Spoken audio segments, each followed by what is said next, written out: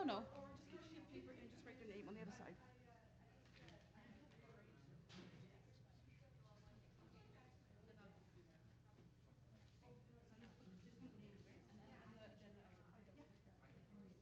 No, no, I'm taking it for the pen.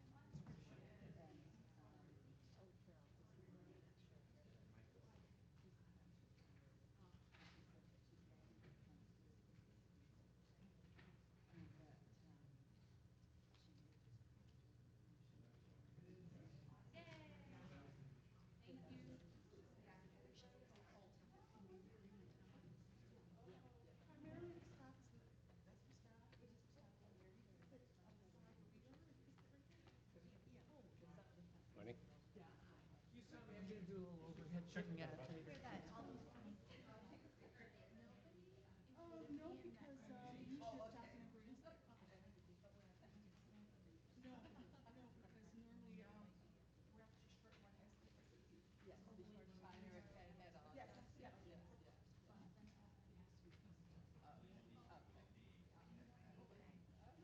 If it's 15 minutes, it's good. So we're not doing anything. I'll reach out to you after she We're still looking. I know, I told him that.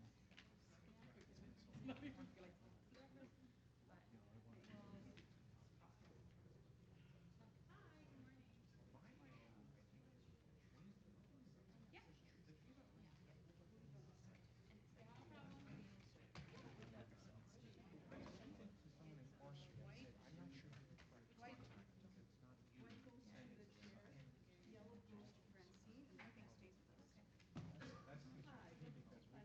Oh, I did. I have it here. I actually noticed it. She sent the email in last week. That was the one for her. Okay. All right. Yeah. I just wanted. I told your friend right after you were going to Okay. Thank you so much, Dan. Oh, the agenda's right there. Oh, but are these in that? No, no, no, they're not. Can I just ask? Oh, this is just for the passage. No, it's for everyone, but those are different items. Is there one specific one you're looking at? Yeah, just the beginning. Okay, all right, all right. That's why I'm asking. Yeah, no. Not sure. Oh, no, definitely. I have no problems. I've done this before. Okay, So- here you go. Just the ones for the. It was 516, right? Yes, Yeah. 516, yeah. Hi.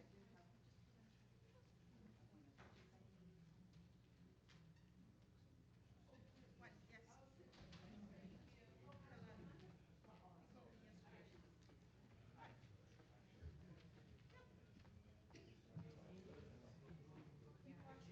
yes.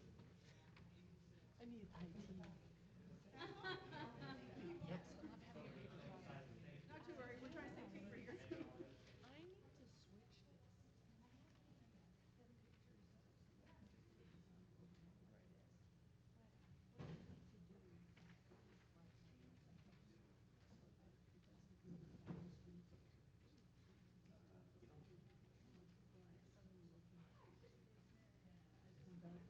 they will.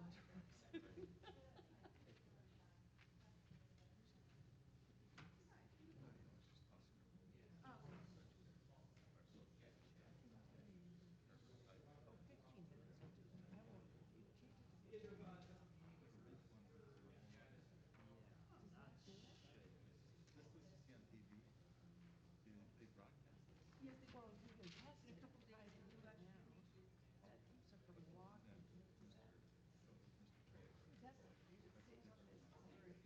There are a lot of issues.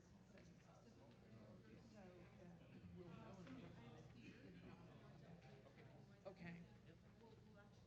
Do you need anything else? No, I think I'm good.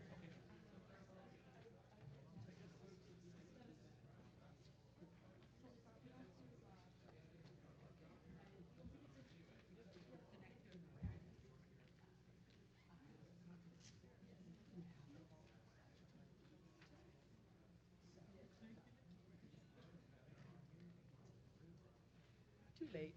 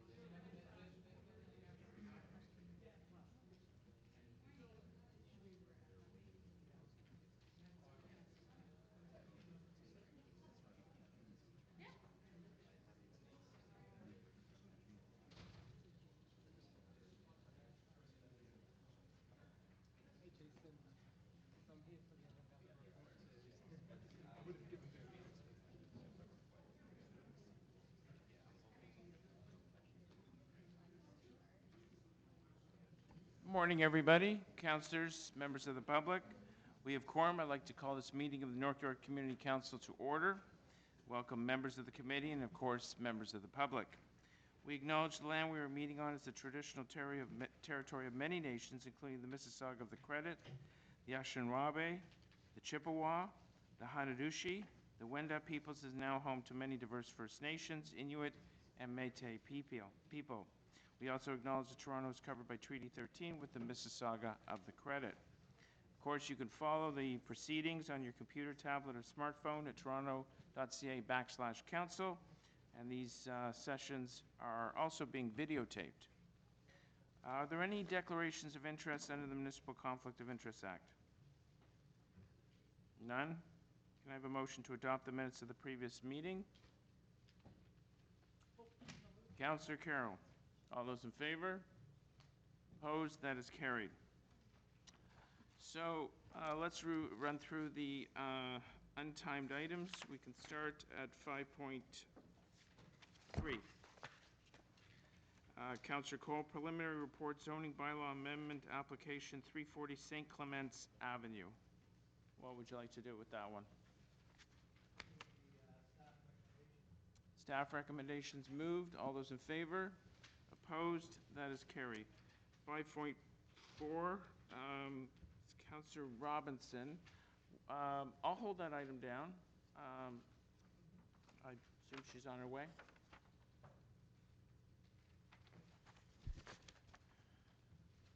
.5, once again, Councillor Robinson, 733 Mount Pleasant Road. We'll hold that item down.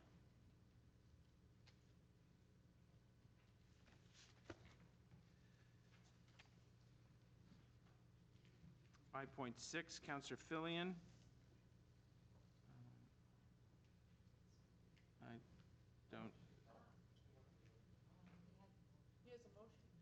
I can move from so we can move the agenda because it's right here. Okay, in Councillor Fillion's absence, Councillor Carroll will take carriage of it. Preliminary report zoning bylaw amendment 240 and 242 Finch Avenue West. If we could see the motion on the screen. Is that the same one? Yes, it is, yes. Councillor Fillion has prepared a motion that, one, we adopt the staff recommendations in the recommendations section of the report dated March 1st, 2019. And number 2, adopt the following additional recommendation that should City Council approve the proposal at 240-242 Finch Avenue West in some form, the site-specific bylaw will be placed exclusively within the North York zoning bylaw 7625. I can live with that. Okay, that is moved. All those in favor? Opposed? That is carried. 5.7 is also Councillor Fillion, preliminary report zoning amendment application 40 to 48 Hendon Avenue. Don't see a note for that one. It's just scheduling a community consultation. Deputy Mayor Amanda Wang will move the item on behalf of Councillor Fillion. All those in favor? Opposed? That is carried.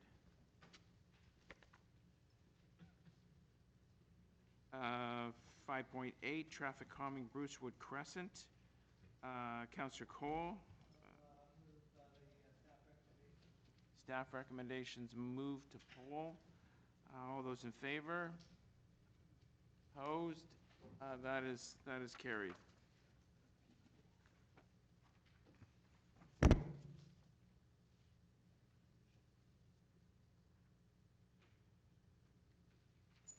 Uh, 5.9, all-way stop control Falkirk Street at Haddington. Staff report is to authorize. Councillor Cole. Staff recommendations moved. All those in favor? Opposed? That is carried. 5.10, term prohibition Sloan Avenue, Ward 16, Deputy Mayor Amanda Wang. Okay, that item is deferred to the next scheduled North York Community Council meeting. All those in favor? Opposed? That is carried.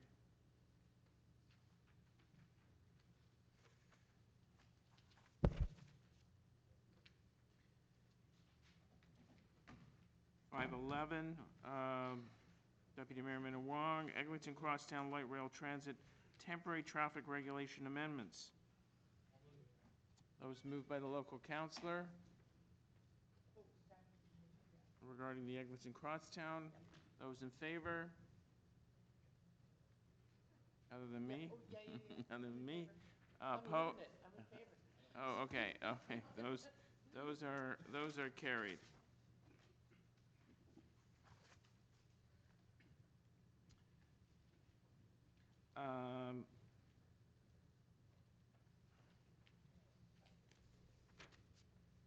Okay, okay. All right, so it's been split in half, that's why I took a second look here. 512, Eglinton Crosstown Light Rail Transfer, Temporary Traffic Regulation Amendments. I believe this batch has to go to council, is that? Yes, okay, so that's why it's been broken up into two reports here. Deputy Mayor Min Wong, what would you like to do with item 12?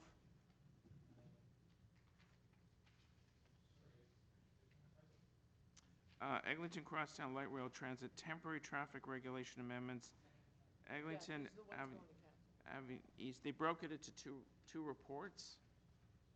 One is delegated to here, and the second one goes to council. Yeah, looks good? Okay, all those in favor? Opposed? That is carried. Item 13, it's two councillors, Councillor Robinson, Councillor Fillion. It's fire routes, designation of fire routes, and amendment to Chapter 880, fire routes 101 Senlac and 296, 318 Lawrence Avenue East. Councillor Fillion, do you want to, on behalf of the both of you, you're moving the staff recommendations. All those in favor? Carried. 14, it's me. Assumption Services, Arista Homes, North York Plan 67M 2507, subdivision file 175 Goddard.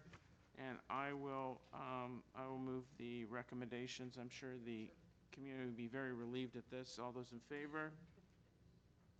Opposed? That is carried. Item number 15, this, oh, sorry, that's for 10 a.m. So we can go back. Oh, we have two new business items. They've been circulated. One is item 5.24, memo from Councillor Robinson regarding speed limit reduction on Danville Drive. We need a motion to introduce. Councillor Carroll will move the motion to introduce. You can be opposed. I'm just introducing. Oh, you're opposed to introducing. Oh, you're opposed? Okay, all those in favor? Opposed? Okay. So should we consider that held? We can.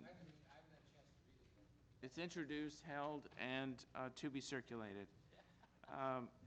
Item 5.25, memo from Councillor Cole regarding a report request on the implementation of an all-way stop control at Harley Avenue and Joycey Boulevard.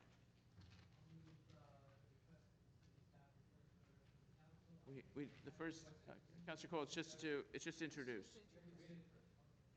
So it's not even before us yet. Just, we need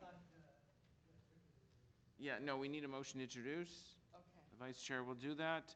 All those in favor? Opposed? That is carried. So those are two new items, and the clerk will circulate the details. First timed item is 9:45.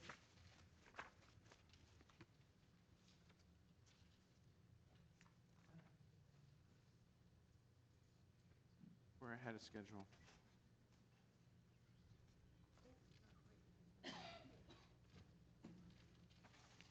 Now it's quiet reading time. Just move them. How many do we? You want to go back and 5-4, 5-5? Is it? What does the Vice Chair think of moving Councillor Robinson's items 5-4, 5-5, 5-4, and 5-5? Oh, the preliminaries? Yeah, I guess if she arrives, we can reopen it, and if she's against what we did. Well, given that now you can, in consultation with the developer, increase the notice area, we don't need a motion, I would move the preliminaries. Okay, so we're Yeah. at 5.4, preliminary report, official plan amendment, zoning bylaw amendment, and rental housing demolition applications, 1408 and 1420 Bayview Avenue. Councillor Carroll will move that on behalf of Councillor Robinson. All those in favor? Sure. Opposed? That is carried. So the 5.4 has been passed. 5.5 is also Councillor Robinson. Preliminary report, official plan, zoning amendment applications, 733 Mount Pleasant Road. And Councillor Carroll will move that on behalf of Councillor Robinson. All those in favor? Opposed? That is carried.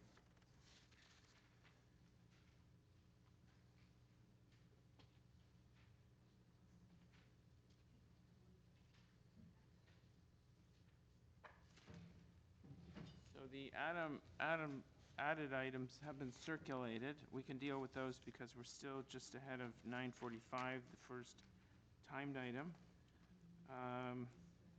It's Councillor Robinson. Reduce speed limit on, speed reduction on Danville Drive.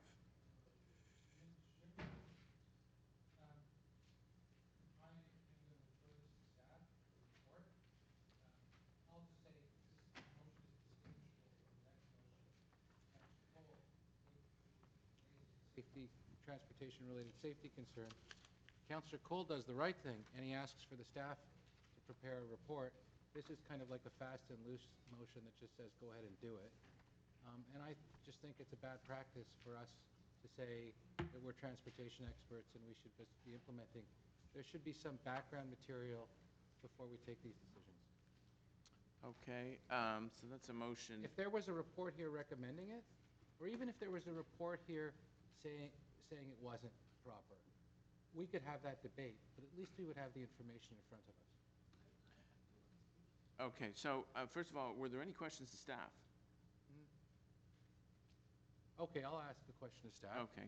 Deputy Mayor Wang? Have you had a chance to study this to see if the speed reductions are warranted? Through the chair, yes, we did review it, and the criteria weren't met. Were not met. Were not met. We didn't have a chance to draft a response yet. There you are. Now we have a motion that is, this is not supported by staff, which kind of explains why we have one piece of paper recommending it. I think they said they hadn't studied it. No, he said you had. We hadn't had a chance to respond yet. The study, But you did look at it, right? we did look at it, yes. And it doesn't, you said in an unofficial way, you've looked at it, and it doesn't meet the requirements for lowering the speed limit. Is that fair to say? Yes. Yes, thank you. Normally, when staff have studied something, there's an attached report. But Well, they hadn't had a chance to write it, Mr. Okay. Chairman. Okay. Councillor Carroll, questions to staff or speak? Well, I want to speak. I've heard the staff answer. Okay. Are we moving? Any other speakers? questions for staff? No? Speakers. Councillor Carroll. Okay, I do want to speak because I have great appreciation for what the deputy mayor has just said. And for instance, the second one where it's an all-way stop, I really would want that report. But I think it's only fair to acknowledge that where we're simply going from 50 to 40, not 30, but 50 to 40, and we're near a school, we have on occasion in this chamber gone ahead with a walk-on.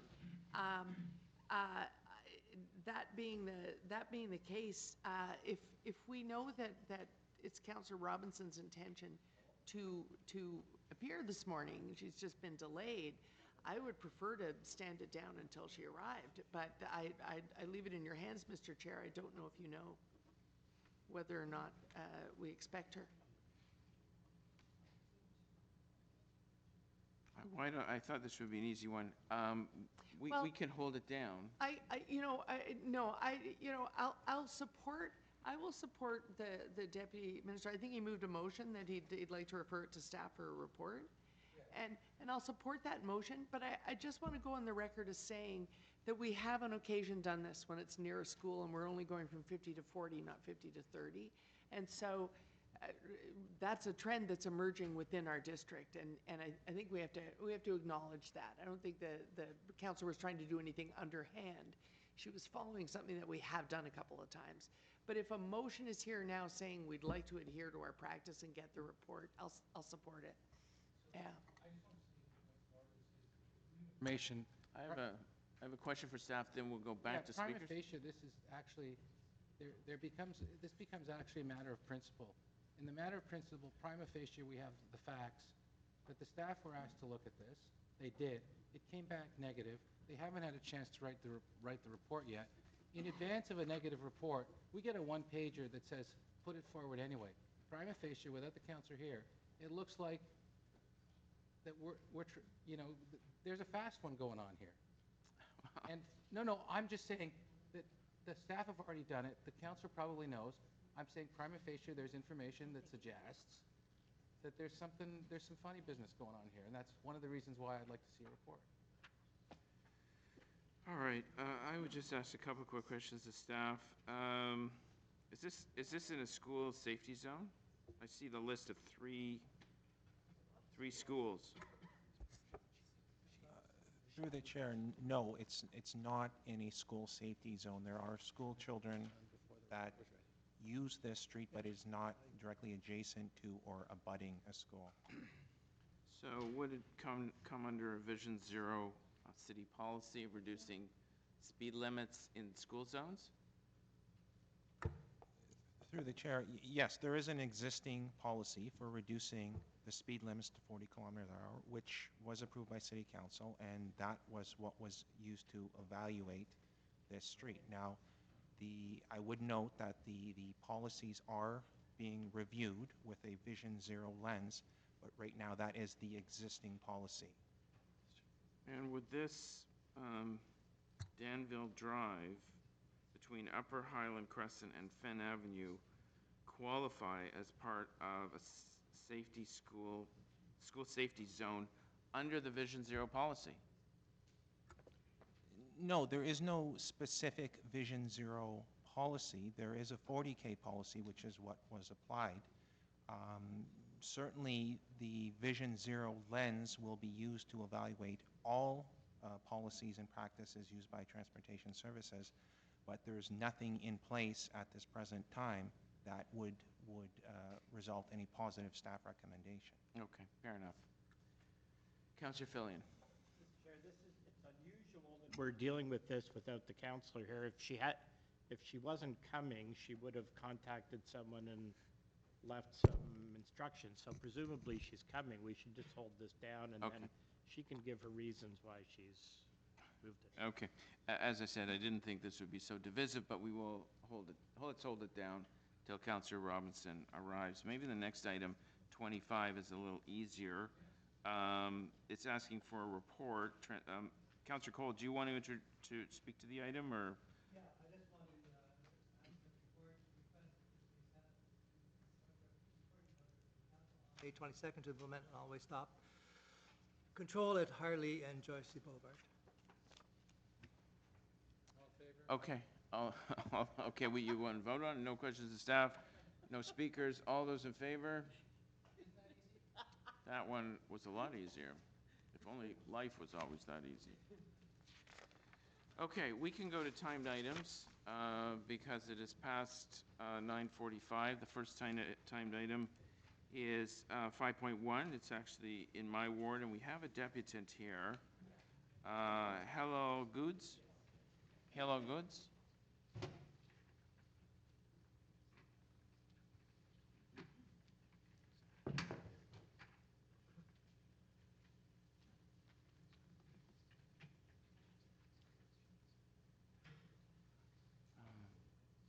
Not those guys.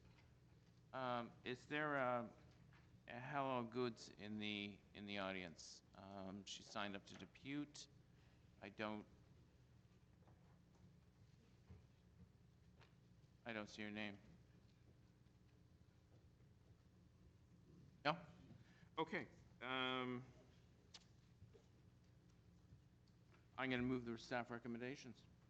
Which one is this one? It's 5.1. All those in favor? Opposed? That is carried.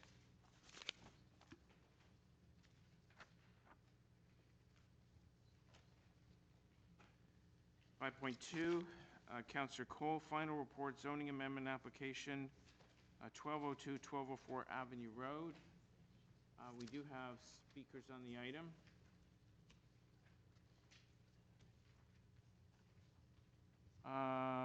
Sunny Iglesias. Here, I'm going to defer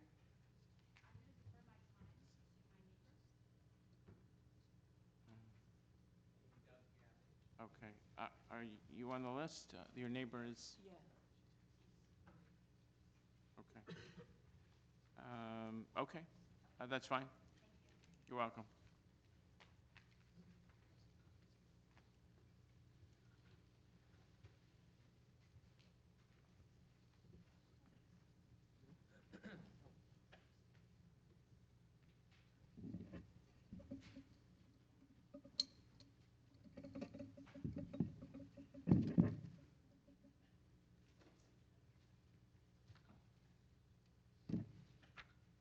Thank you very much for coming. You have 5 minutes. Thank you very much for meeting with us this morning. I have been told to keep my cool and be respectful, so thank you very much for giving me 5 minutes to defend 75 years at 38 Hillhurst Boulevard. I was recently given the report for action, which had not been evident in my searches of the public information. This has prompted me to make a fast edit and summary of comments already submitted. But first, before I itemize some of my thoughts and opinions, I would like to make my opening remark about things that were promised to the area residents at the public meeting in 2017 and not followed up on. We were promised we would have opportunity to discuss the application again with our ward councillor. It did not happen, and we now have a new Ward 8 councillor. We have had a change of planner. We have seen a multitude of changes in the application. We have experienced arbitrary bylaw changes with no notification. Is Mr. Cole fully aware of all the details and sentiments of his constituents? For these reasons, and before we go further, we need a deferral of decision to allow us the opportunity to regroup. I submit the application does not conform to the provincial policy statement for reasons related to health and safety, nonconformity with the neighborhood standards, climate change initiatives, with respect to council mandate to not vary from their directives in the provincial policy statement when applying them to urban interpretation, for preservation of affordable housing and rental units, which are valuable to a population, young and old, interested in the area, for adverse effects on surrounding property values, and a diminution in the use and enjoyment of private property. It is vital to understand the structure is misrepresented as a detached dwelling chopped up into rental units. It is a purpose-built fourplex placed by prior planners and master craftsmen with 3 other similar structures at the 4 corners of the intersection. They form together a safe, aesthetically balanced, and appropriate entrance to Lytton Park homes. Properties of this era and valued style, quality of construction, and finish should now have exterior design controls and heritage preservation. What a shame it would be to upset this balance. The applicant obfuscates the fact this is a 6-unit rental building in every material way. It has been fully and actively used for years without interference from the city, and hence should be subject to a rental housing demolition and conversion application. Where does it state that insufficient paperwork attached to a rental unit should nullify its existence? How does the city explain its position considering the fact there would have been permits to install and approve 8 electric meters running 6 units in 2 common areas? How does the planning department explain the continued development approval applications with none of the boxes properly filled out? I think it is due to the fact the planning department is arbitrarily letting this important fact fall between the floorboards.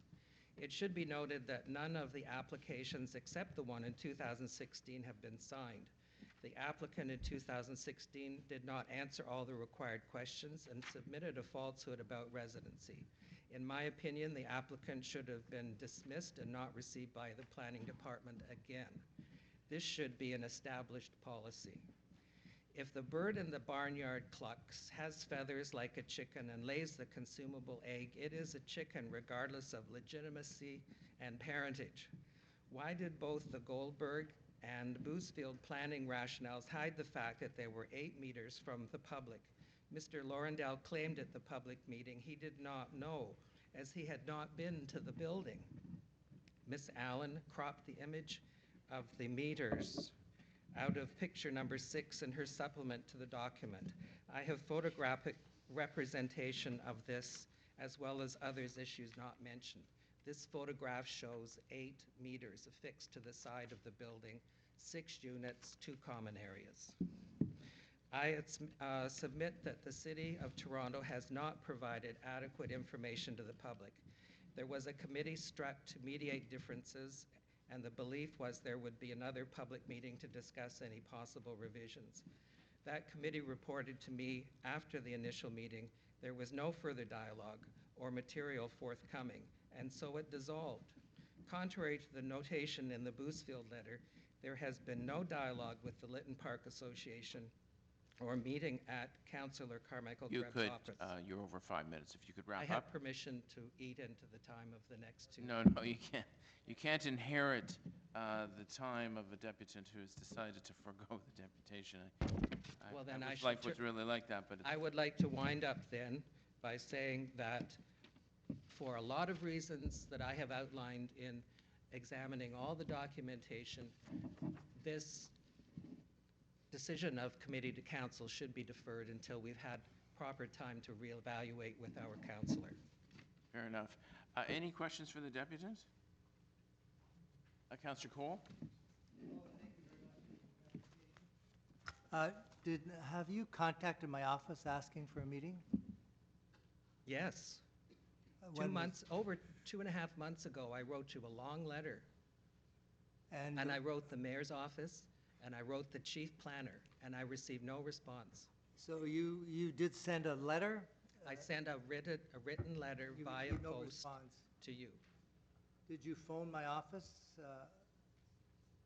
Yes, I believe I did. And who did you talk to? Do you remember? What was the response they gave? No, I emailed your office, and I got an email back stating that you were aware of the issues. Okay, but I just don't recall ever having any contact with anybody on this application. Well, when was this application first brought forward? I'm sorry, which application? For the development. The first application was back in 2016 when Carmichael Grebb was. So did you meet with her about the application? There was a public meeting, There right? was a public meeting. And was there a follow-up meeting after the public meeting, or? Jessica Monk, who is one of the area residents, lives across the street from me, and I believe Mrs. Iglesias set a committee to mediate differences. That committee, was it established? And did it meet? All right, okay. Yeah. Anyways, Councillor Cole. just one more question is, what's your main objection to this application? We would like. The massing, the townhouses, there's too many, what is the main objection? It's massing. It's in contravention to the provincial policy statement as far as I'm concerned. On Avenue Road? Pardon me? On Avenue Road? And Hillhurst. So this is not compatible with the Avenue Road plan and the... You're going further into my experience of all the issues. No, I'm just wondering whether... All right.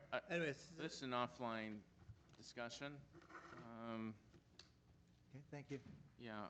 I just have questions. I see in the report before us on page 2, it said that there were consultation discussions held on August 2nd, September 1st, September 23rd, 2016, and I'm just wondering whether you attended those meetings. Do those meetings exist? They're in the staff report here. Yeah, sure. I don't think there were, to my knowledge, those meetings. No, I went to a public consultation meeting in April of 2017. And as an outgrowth of that, we were told by Councillor Carmichael Greb, that we would have further opportunities to meet. We have, a lot of the things that I know you want to answer, are addressed in my statement. And I'd like to turn that over to Mrs. Iglesias to continue Yeah, reading. if you want to give it to the clerk, she can distribute it to councillors, that'd be fine. Thank you very much. Thank you.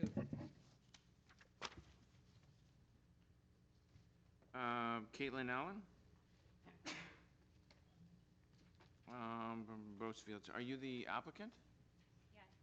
Okay, I should have gone first.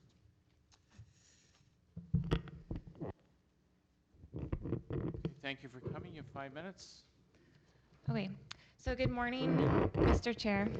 Sorry, this is, 1 second. No, okay, hopefully you can hear me all right.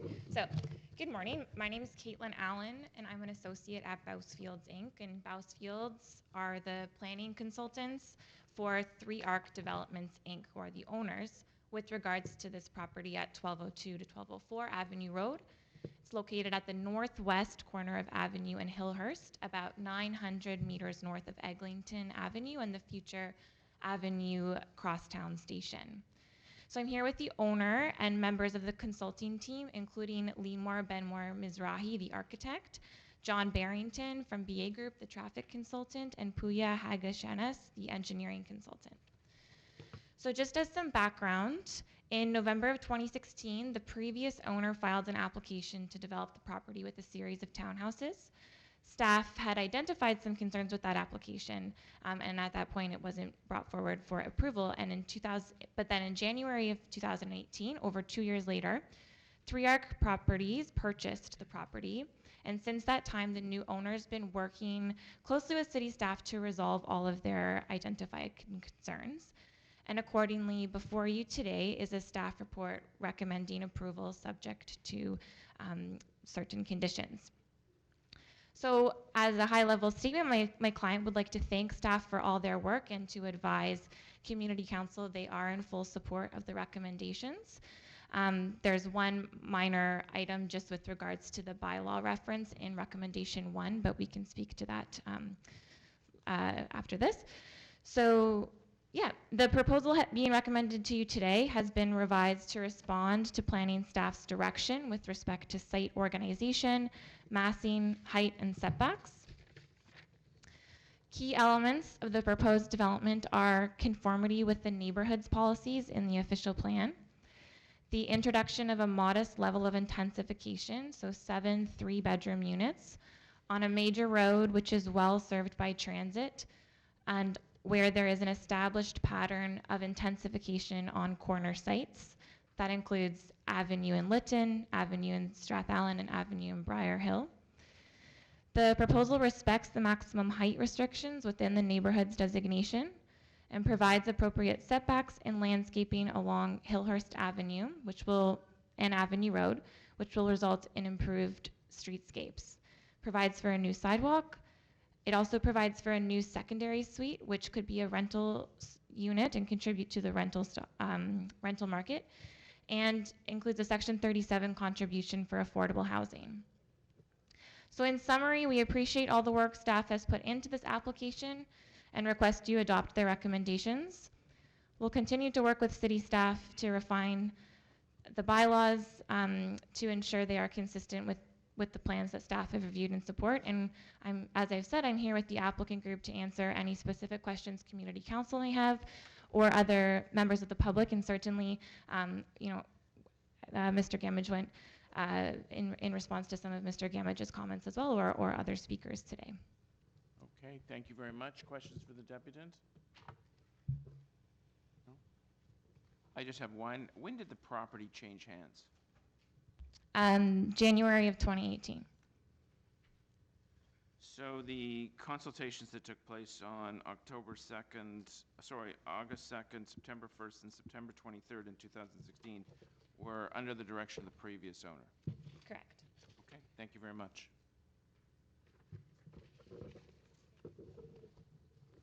Yeah, and just to clarify, the same architect was part of all conversations, and she's present today as well.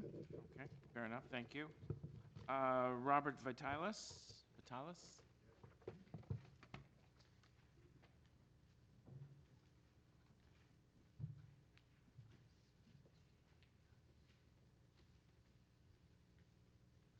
Thank you very much for coming. You have 5 minutes. Thank you. I'm a resident of Hillhurst Boulevard at 31 Hillhurst Boulevard and have been a resident there for over 40 years. Since that time, the building on the corner in question has been a 6-unit rental unit, a building, and it was well maintained by the previous owners. Following the first purchase by the developer, and all the hearings and meetings that we had, to which we objected strongly to the development, the developer left the property in disrepair, and we complained about that to the city on several occasions. Following that, we had meetings with Councillor Greb and expressed our concerns and opposition to the building of a very large structure, and which did not meet the requirements of the city for affordable housing by building, at the time, I believe it was 6 townhouses, high-end townhouses, which would not have in any way satisfied the city's goals to build affordable housing. Now we have a second proposal for an even larger building with 7 units on the same site, which still doesn't respect the original bylaws and regulations in its footprint, height, width, and the distance from the house to the road. We feel that this is going to cause additional congestion at the corner, where we already have congestion during rush hour, and the proposed building will cause additional congestion at that corner, especially during wintertime when there will be snowbanks and during garbage collection day. We have opposed, as a resident and knowing the sentiment of other residents on the street, we have opposed this development, that it is an enormous structure.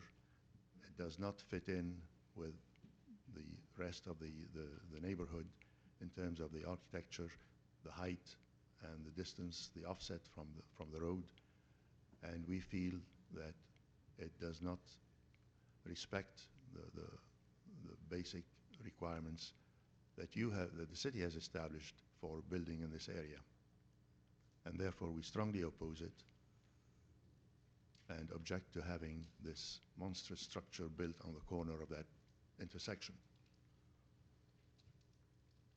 I don't understand why we keep hearing of new proposals to develop that corner with bigger and structures that do not respect bylaws and the conditions that the city has established for renovating the area.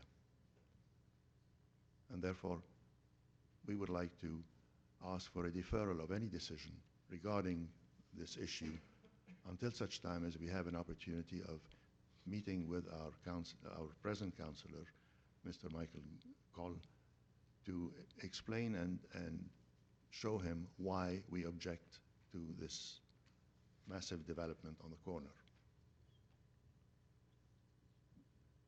Thank you very much. All right, thank you very much. Any questions for the deputant? No?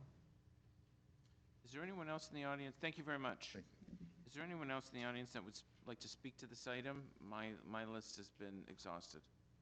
No? We can go to questions to staff. Councillor Carroll, then Councillor Cole. Yes, I was just looking for, there's some comment of a precedent, and I'm wondering if staff can help me because the Google Maps picture isn't quite up to date.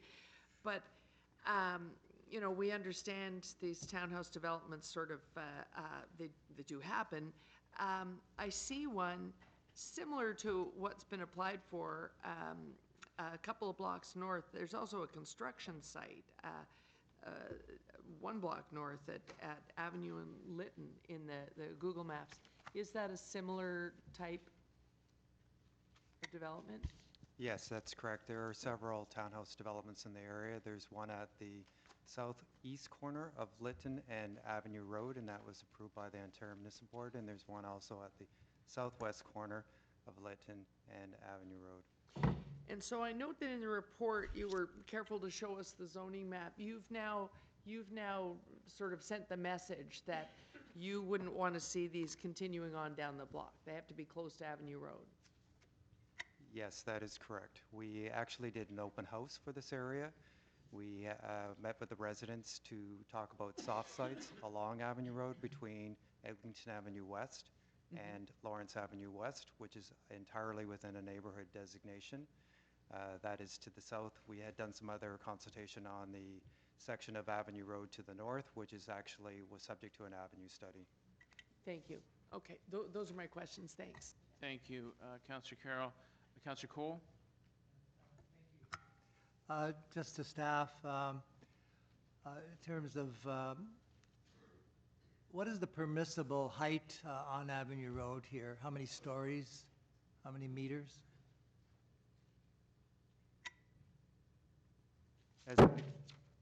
As indicated in the staff report and the data sheet, it has the existing zoning for the property, and the height in meters that is allowed under the R zone is 11 meters. And what is the present application asking for or proposing? The proposal is for 12.87 meters. So it's 11 permissible, they're asking for 12. So how many units were there? There's rental units there, townhouses there. How many were there, or how many units were in the edifice before? The historical research and the site inspection showed that there were 5 units, rental units on the property. And that, please, would you respect the speaker? Everyone's been given an opportunity to depute. We offered the members of the gallery a chance, even if they weren't on the list. It's time for councillors to question staff.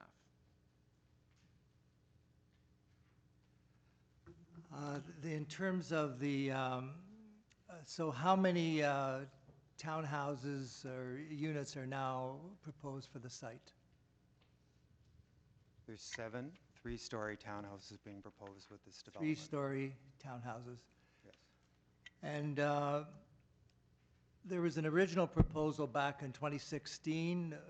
How many townhouses was in the original proposal?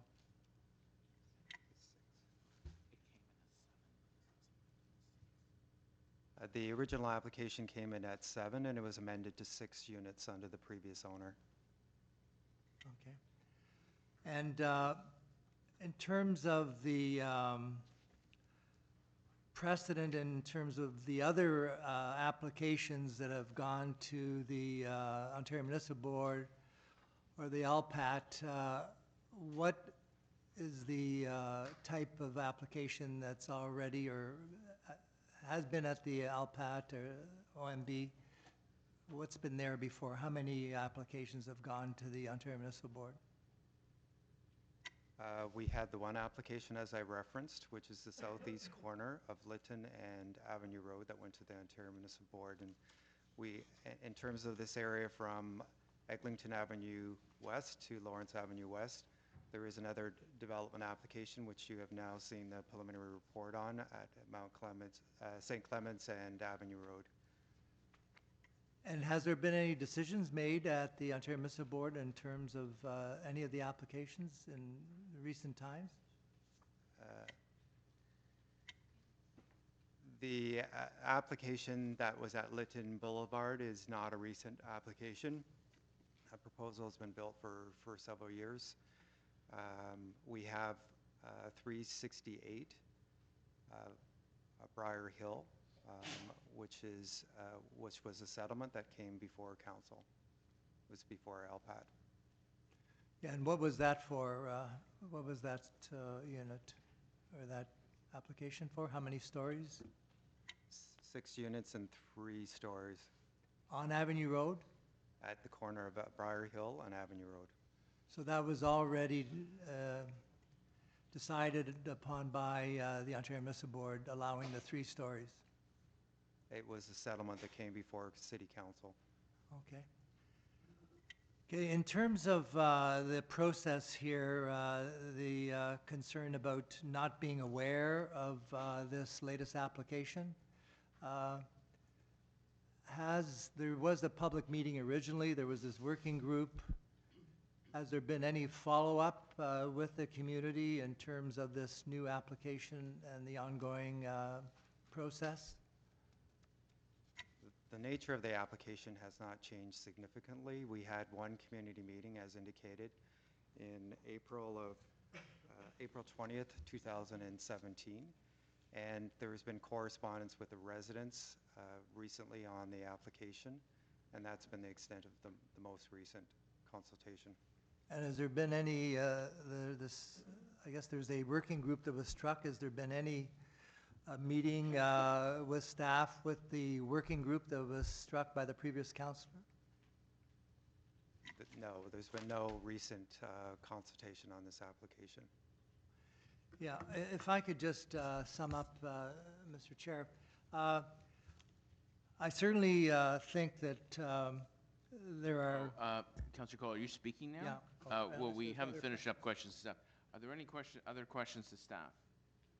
No? Okay, now we can go to speakers. Councillor Cole. Thank you. Certainly, there are many applications in Ward 8. I think there's 120 major applications from 30, 40, 50 stories all over the ward, whether it's Dufferin or whether it's Avenue Road or Yonge Street. And this is one that's happening on Avenue Road. And I do not feel that the application is out of line with what the character of Avenue Road is. It is a major arterial.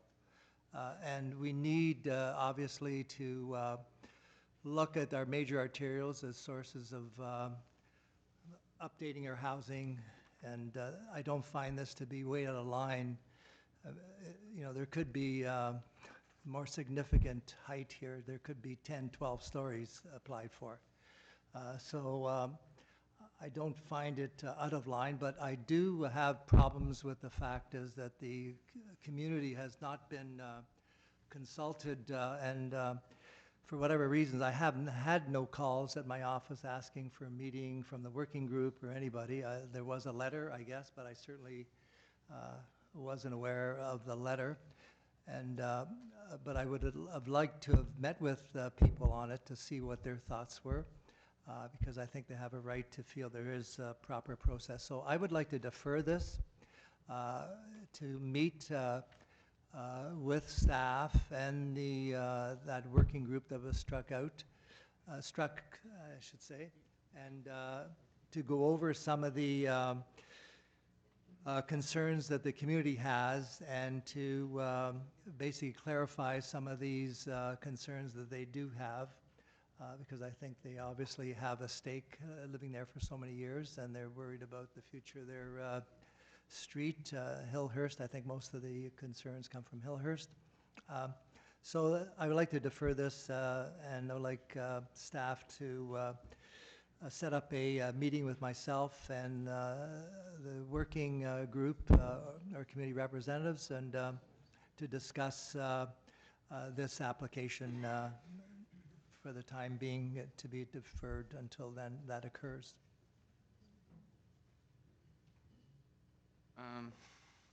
Just for clarity's sake, Councillor Cole, are you deferring this item? Yes. So it's a statutory meeting, so I believe you have to move adjournment and then reschedule it for a specific date and time. Yeah, I like to do that, yes. I'll proceed to, All right, I think a motion is in order. yeah, so let's just hold it down till I write up You the can hold motion. it down, we'll get the motion, and then you can meet with your constituents and discuss the various issues that came up today. Okay, yes, just hold it down till we drop the motion.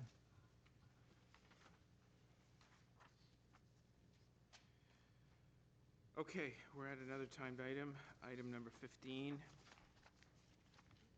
Permanent closure of two-meter wide strip of public lane abutting south limit of 61 Cleveland Street. It is Councillor Robinson. If there's no, is there any deputations on this? No, there's no Mr. Chair? deputations listed for item 15. So, Councillor Robinson, what would you like to do with this? Yeah, I'd like to just move staff recommendations. Okay, staff recommendations are on the floor. All those in favor? Opposed? That is carried. Item number 16, renaming of Karen's Way extending between Barbary Place and Reen Drive. We have a number of deputants on this one. Jane. I have two. Jane Arneo. Yes. We just carry it, just moved.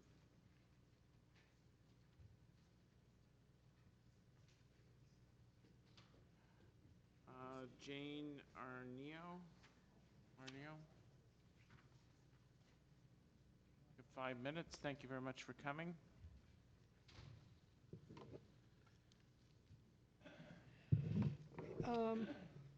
Mr. Chair, committee, community council members, my name is Jane Arneo, and I am the great-great-great-grandniece of Thomas Clark.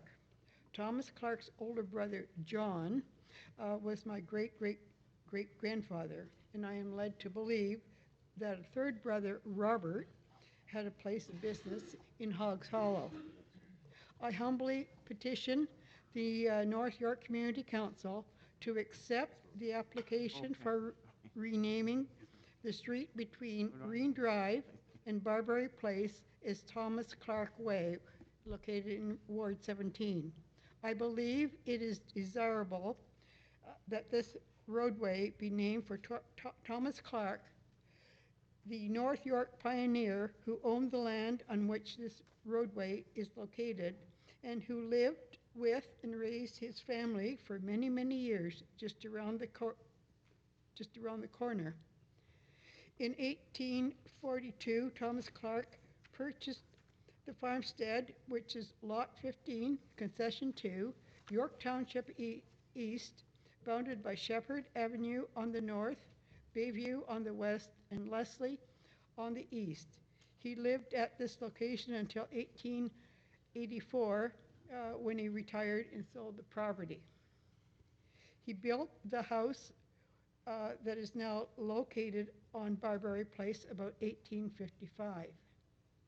What I have been able to discover about my third great-granduncle, Thomas Clark, that he was very active in the community in many, many ways.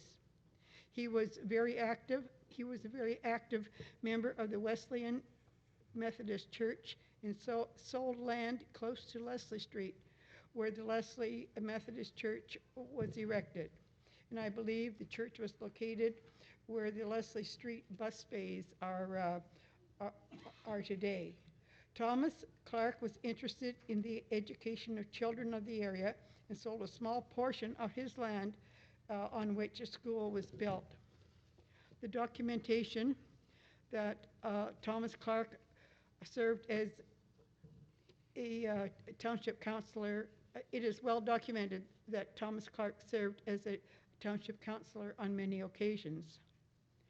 To be able to put a face to the name for your files, I have included a photograph of Thomas Clark, which I came across doing genealogical research. I have also included a photo of the Thomas Clark house that I took in May of 2012 and showing the house to some Michigan relatives.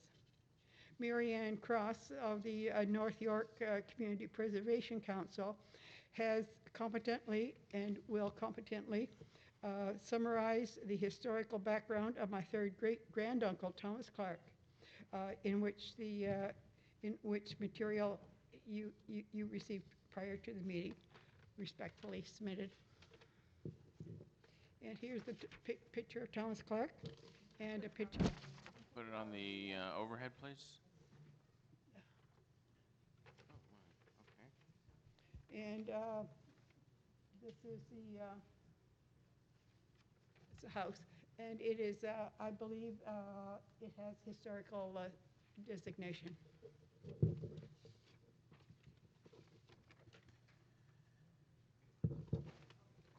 Great, thank you very much. Any questions for the deputant? No? No, but I'll just, but there's supposed to be questions, but I just want to thank you for bringing a picture of Councillor Clark. Thank you. Mary Ann Cross? Thank you very much for coming. You have 5 minutes. Good morning. My name is Mary Ann Cross, Chair Pasternak, councillors, staff, and members of the public. I'm here both as a representative of the North York Community Preservation Panel and as a North York citizen. I hope you will support the renaming of Karen's Way, extending between Barbary Place and Reen Drive, as Thomas Clark Way, and will recommend it to City Council. The most important reason to rename the street to commemorate important early settler Thomas Clark is that in addition to the contributions he made to the community, the house he built in 1855 at present-day Barbary Place still survives in the area. It was designated under the Ontario Heritage Act by the former City of North York on June 22, 1994. Both a church and a schoolhouse built in the 1800s on land that had been Thomas Clark's have long since been demolished. In 1841, according to my sources, Thomas Clark bought land on the south side of Shepherd Avenue between today's Bayview Avenue and Leslie Street, where this street is located. His first wife, Eleanor Linton, died in 1844 after having 7 children. He subsequently married Nancy Miller, and in 1855 built a new home for his growing family, which eventually included 13 children, to replace the original small log cabin. This is the photo of the second house taken by Jane Arneo, descendant. Its construction is unusual, with a fieldstone foundation 18 inches thick and exterior walls that are 3 bricks thick. All of the lumber used to build the house and the handmade unique interior trim is white pine that was cut on the property. Thomas Clark was one of the leading members of his community, contributing to its education and spiritual life. He held meetings of the Wesleyan Methodists in his log cabin and was one of the founding members of Clark's class, which became known as Clark's Congregation. He provided land for the first brick church of the area, the now demolished former Oriel Methodist Church, built in 1873, from which the present-day Bayview United Church developed. He played a role in the education of children in the area. In 1848, a brick schoolhouse to replace the log schoolhouse was built facing present-day Shepherd Avenue on land that had been his. In 1874, Thomas Clark sold 1/2 acre of his land for the construction of a new red brick schoolhouse, which stood until being demolished in 1910. The North York Community Preservation Panel first recommended the name Thomas Clark for the name of the street in July 2014, in response to a request from Land and Property Surveys, Engineering and Construction Services. With difficulty using historical documents and Ancestry.ca, I was able to track down 5 descendants of Thomas Clark who gave their consent for the street to be named to commemorate him. His great-great-great-grandniece Jane Arneo, who lives in Toronto and who just spoke, his great-great-grandnephew Thomas Douglas Clark, who lives in Huntsville, his great-great-great-grandniece Sandra Dagner Huffnagel, who lives in Michigan and submitted a letter regarding this item supporting the renaming, his great-nephew Alan Clark, his great-great-great-great-granddaughter Angela Fox, and his great-great-great-grandnephew Roger Kerr. It was very hard to find them. Land and Property Services found that the name Thomas Clark had historical significance, that he had contributed to the community, and that the name was acceptable to Toronto Police Service, Toronto Fire Services, and Toronto Paramedic Services. Following receipt of the written consents, in December 2014, Councillor David Shiner was provided with the historical background, names of the consenting descendants, and asked for his support for the recommended name of Thomas Clark, which was supported by the North York Historical Society. The street naming was put on hold since it was thought that it wouldn't be named until the street was extended to Canaston Gardens. But in February 2018, the panel confirmed to Councillor Shiner that the panel continued to strongly recommend the name Thomas Clark for the name of the street, and that the North York Historical Society continued to support the name.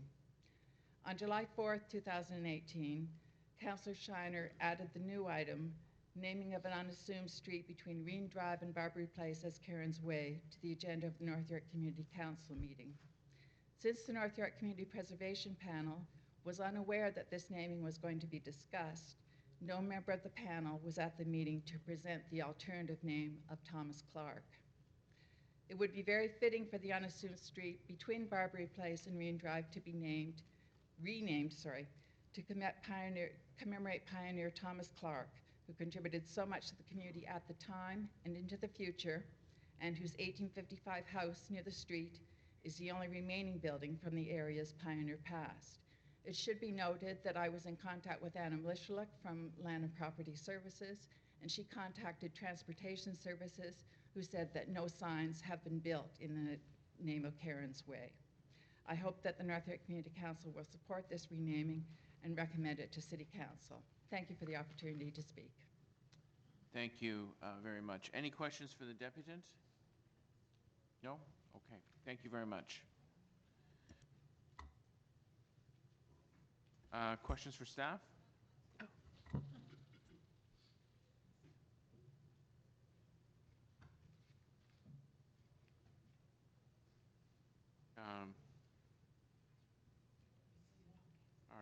Are there staff that know this file?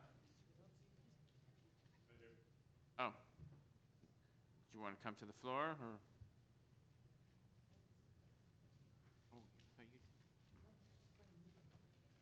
Oh, okay. I thought Councillor Carroll was looking for staff to ask questions. Yeah. Since you've gone all that distance,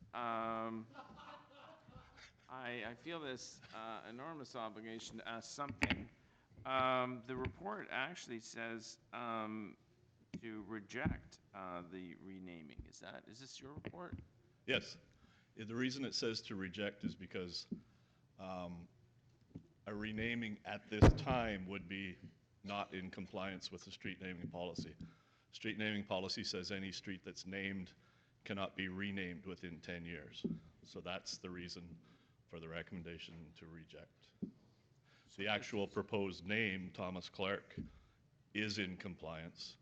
It's strictly a procedural. Our recommendation to reject is because the policy prohibits renamings within 10 years of the original naming. And council can override that? City council can. Exemption? Okay. Yes. So this item will go to council for a final word. Okay, that's all I had. Anyway, any other questions for staff? Nope. No? Okay, speakers. I'll just speak briefly. I voted against the original renaming, so I'm happy that Councillor Carroll has taken on this file. Yes, it's a tough file. Councillor Carroll, did you want to speak to the item? Yes, thank you. If the clerks could put the motion on the screen, that City Council grant an exemption to its street naming policy and rename Karen's Way, extending between Barbary Place and Reen Drive, to Thomas Clark Way. So, councillors, you've heard the reasons why.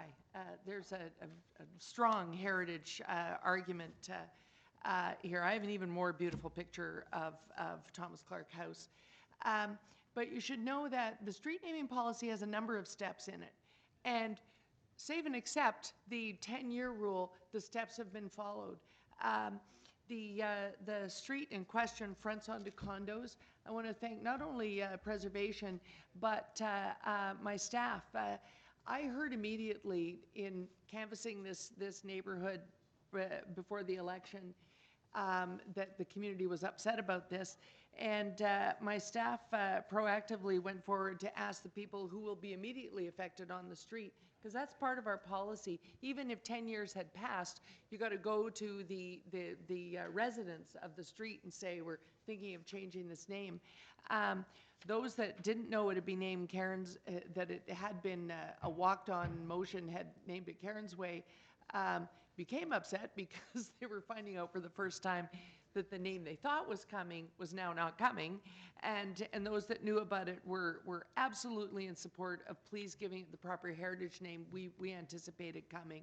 And the condo boards made sure that the rest of the residents found out. So those steps of notification and seeking the opinion of the community have been followed. The report, as staff have already outlined, or they have to comment on policy, and so that's why they've written the report they've written. But this is very definitely the community's wishes. These were what everyone thought was the community intention, and the community supported the preservation recommendation. Thomas Clark House is a treasure. If you can't mentally picture this neighborhood, those on the east side of Yonge Street certainly can. Those on the west, this is that massive cluster of towers that you see when you drive by the Bayview interchange at 401. So that Thomas Clark House was preserved is really nothing short of a miracle throughout the Shepherd Subway redevelopment and intensification. That we preserved this is a miracle and something to be proud of. And so the street closest to it certainly deserves its name. And I hope I can count on a unanimous vote in North York Community Council, so that we'll be making a strong statement when this goes to council next month. Thank you for your time. Thank you, Councillor Keller. Deputy Mayor Menawang? Oh, I thought you wanted to speak. Any other speakers to the item? Well, we can now put it to a vote. All those in favor of the renaming or the recommendation to council? That is unanimous. Thank you very much. Thank you. Thank you so much.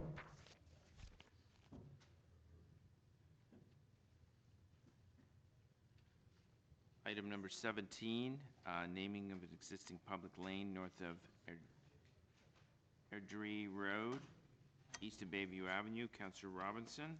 Thank you, Mr. Chair. I just quickly want to share with council that we're naming this public lane after a very impressive woman who passed away, unfortunately, in January, Edna B. Jean, and she contributed in a major way to our city, locally and citywide, and so that's why we are recommending her name. I want to thank Pat Barnett. She's the chair of the Toronto and East York Community Preservation Panel. She made this recommendation. And Edna, when she passed away, was 98 years old. She lived a long, really fruitful life and did work with Meals on Wheels, Sharing, East York Community Care, Call a Service, Hospital Special Needs, and the Leaside Garden Society. She was also named to the Agnes MacPhail Award, I believe, in the very first year. And so she fought for seniors' fairness, health care, and education. And also, I believe, was a recipient of the Governor General's Caring Canadian Award. So I just want to recognize her work. We're sorry that we lost her recently, and very happy to be naming this public lane after her in memory of her contributions to our city. So I'd like to move staff recommendations.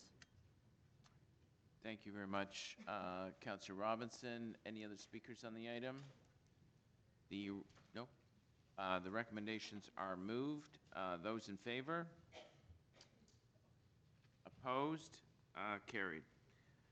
Item number 18, Residential Access Appeal, 257 St. Germain Avenue. Councillor Cole. Oh, I'm sorry. There is a deputant. Is Diane Brassard here? Hi. Thanks very much. If you want to come to the lectern, you have 5 minutes.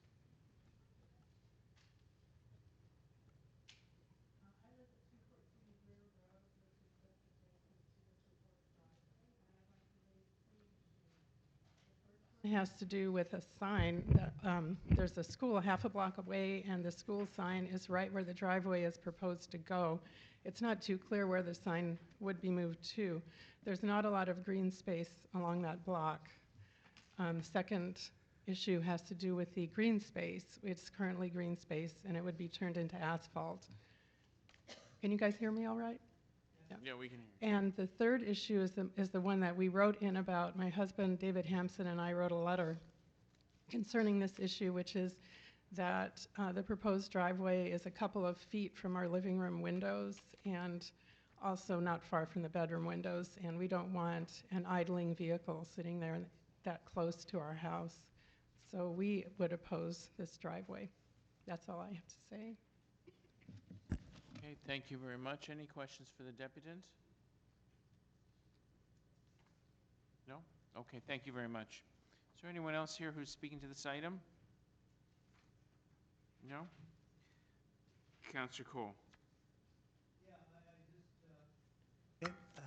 I would like to move the staff recommendations, which is the refused request for second access off Greer. You're removing, No, I'm supporting you're staff moving, recommendation. okay, a refusal, okay, refusal report. Okay, all those in favor?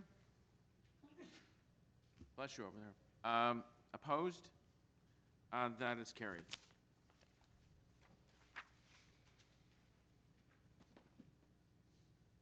Number 19. Commercial Boulevard Parking Appeal, 226 Lawrence Avenue West. We have one deputant, Kimberly Moon. Okay, thank you for coming. You have 5 minutes.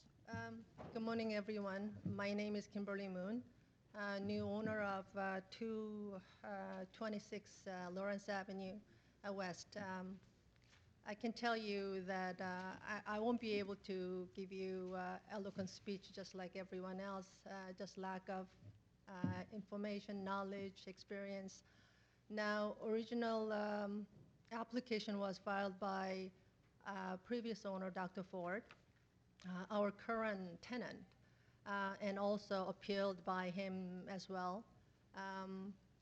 But simply he was too busy to complete this application and appeal. So I'm just here to help him, help my husband. I have nothing much to say.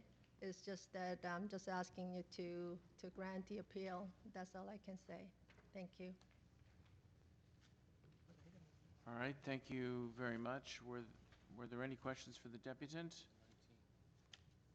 No?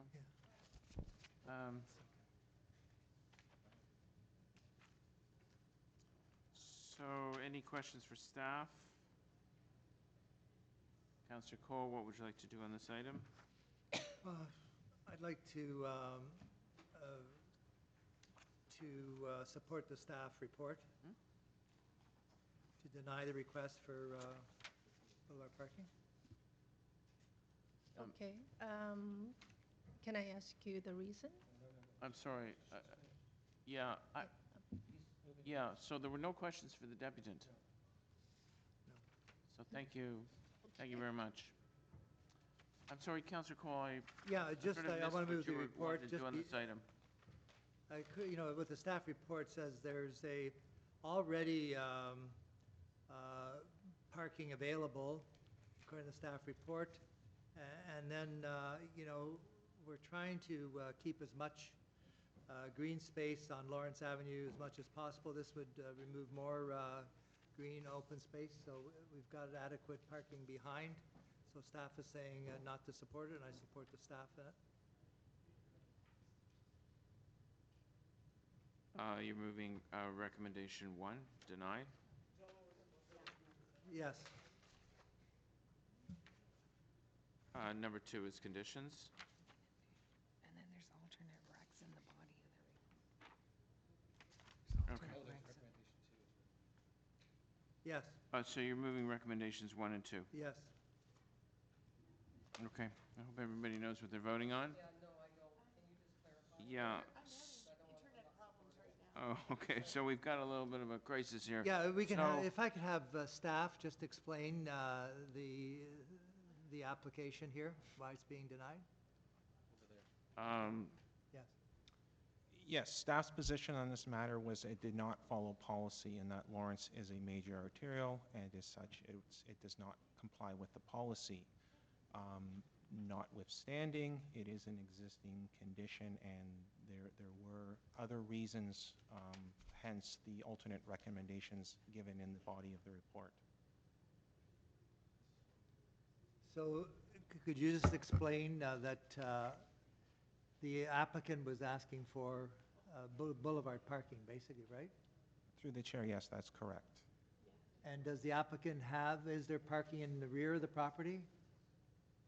There is a limited amount of parking at the rear of the property. So there has been parking on that 226 that has been going on without any kind of permission, right? From the city? Through the chair, correct. This will formalize that current parking area. Okay, so as a result of this report, what's the end result now?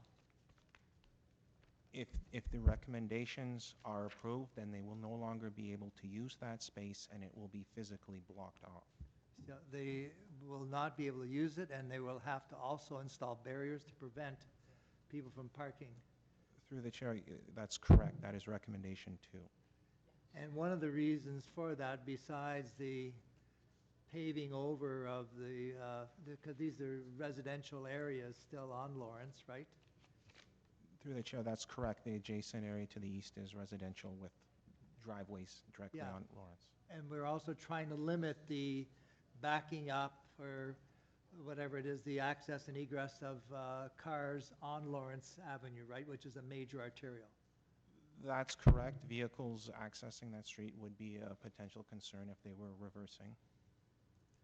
Yeah, so anyways, I hope that sort of clarifies the staff position. It's because Lawrence is a real hybrid. There's a lot of commercial and there's some apartment buildings, et cetera, but then there's also a very significant residential component.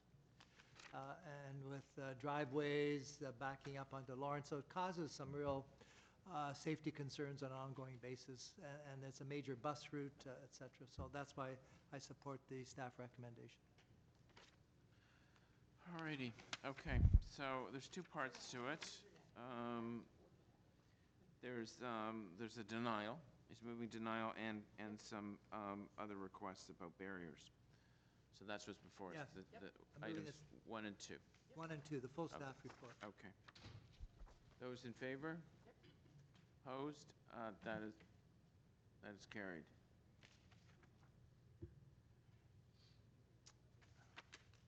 Item 20, encroachment appeal, 18 Felbrick Avenue. We have 3 deputants. Jeffrey Long. Okay.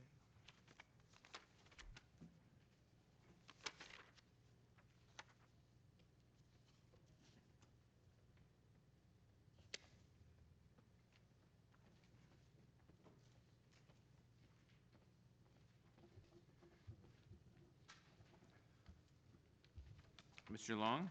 Yeah, good morning. Yep, thank you very much for coming. You have 5 minutes.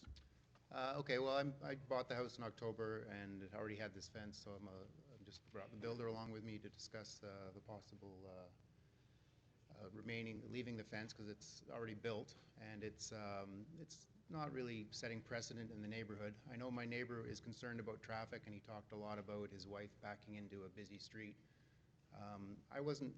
The last meeting, I wasn't all that familiar with how busy the street was because I'm not there in the morning. I stayed home a couple mornings to watch traffic, and if it's one car every 15 minutes, that's about what you get. So I'm not really sure if that argument is totally valid, but I know we also have some pictures of other houses in the neighborhood that have similar fences.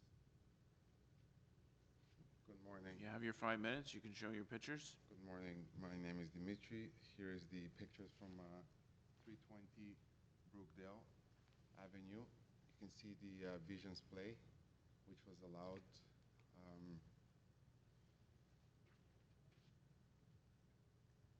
Here is also Brookdale, from the corner of Elm and Brookdale, the picture.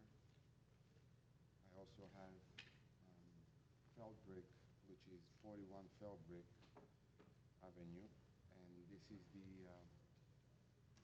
site, and you can see the driveway is right there, and this is from the driveway vision. So just wanted to show that as well.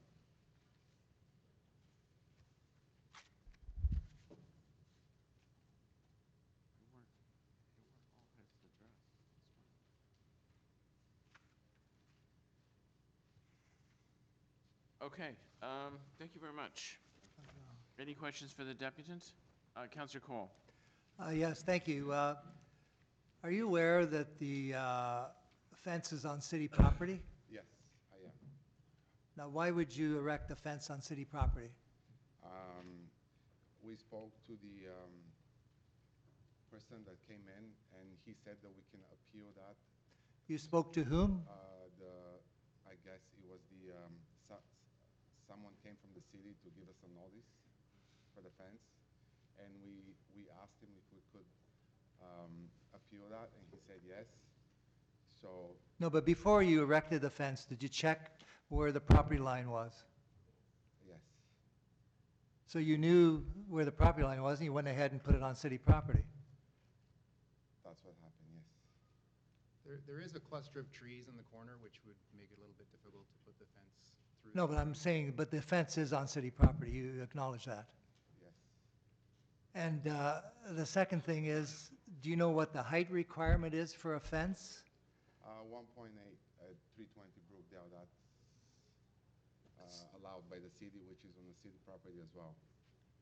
So, but it's 1 meter, isn't it? Yeah. But the city limit is 1 meter. So why would you build a fence 1.8 meters? For privacy. But again, the rule is one, and this is a corner property too. I looked at the neighbors, and they have the same height of fence. No, but if you're going to spend all this money erecting a fence, would you not check to see what the rules are in terms of how high, where you can build it? Why would you go ahead and do it and then come here expecting to essentially get? Okay. That's the question. I mean, it's just bizarre. Yeah, did you build the fence yourself, or you hired a company? No, I had a contractor. Yeah, these companies. Okay. Anyways, thank you. There you do. Any other questions for the deputant? It's Dimitri? Yes. Oh, okay, so you're on this list as well, so. Yeah. So, Mr. Long, Mr. Karleski, you're done. Is there a Lee Pearson here?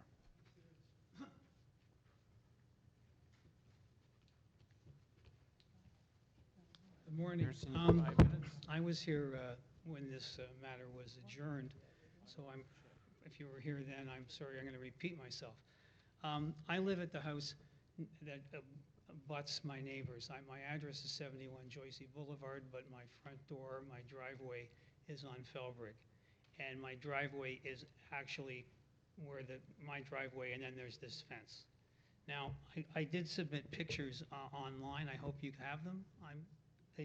You do. The biggest concern I have, and was mentioned by my neighbor, is safety. When I back out of my driveway, I'm 6 foot tall. I can't see the street. And in spite of what he said, cars come around that bend on Young Boulevard and barrel along. There's often cars, for whatever reason, parked on the south side of Felbrig. I'm on the north side. And because of construction workers parking there. So as a result, it often is that there's not a full area to drive on. So people are more even coming along both ways, more in the center.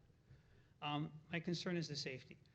My wife is 5'2", and as you see in these pictures, the first picture I have, assuming it's in the order that I sent them, you see this from the interior of my wife's car, this wall.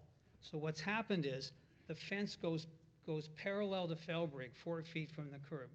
but then it cuts in, and when the previous owners had a parking pad there. So this first picture, this wall you see, the fence, is actually going into that parking spot. So I'm hoping that if you reduce the height to 1 meter, that would be included, because that is what blocks everything as well.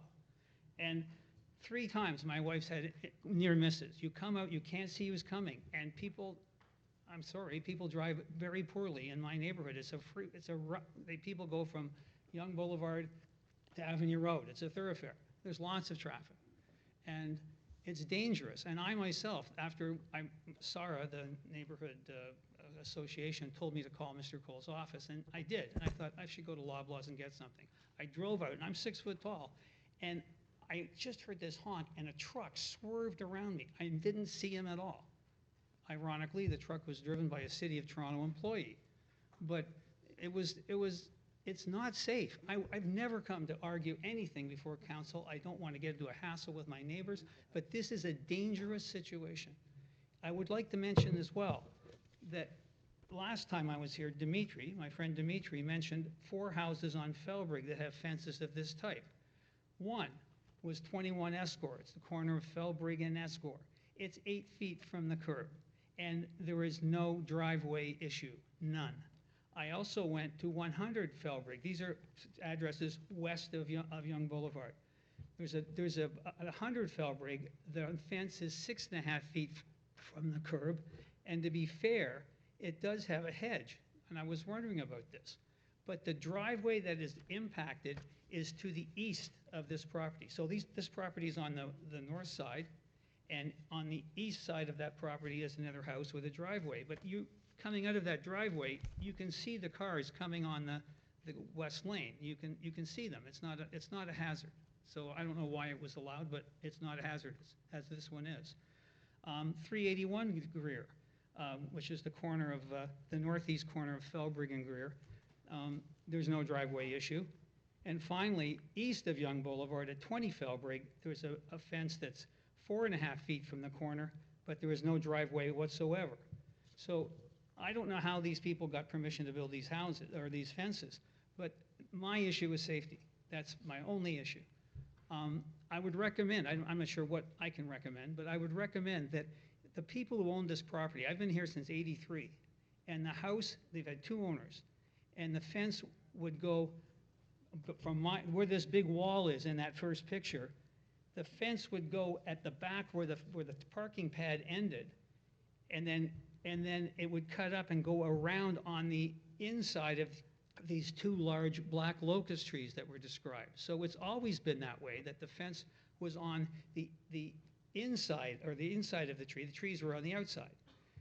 And that's how it was. And I would really recommend you do it, because as someone mentioned to me, I'm not sure my wife can see over a meter-high fence. It blocks the vision. It's not safe.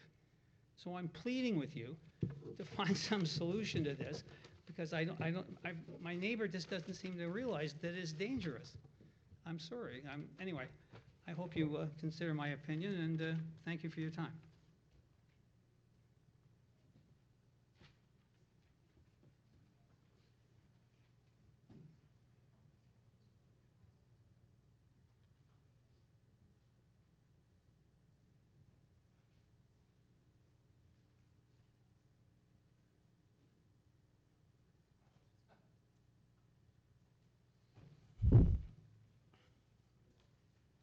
Thank you.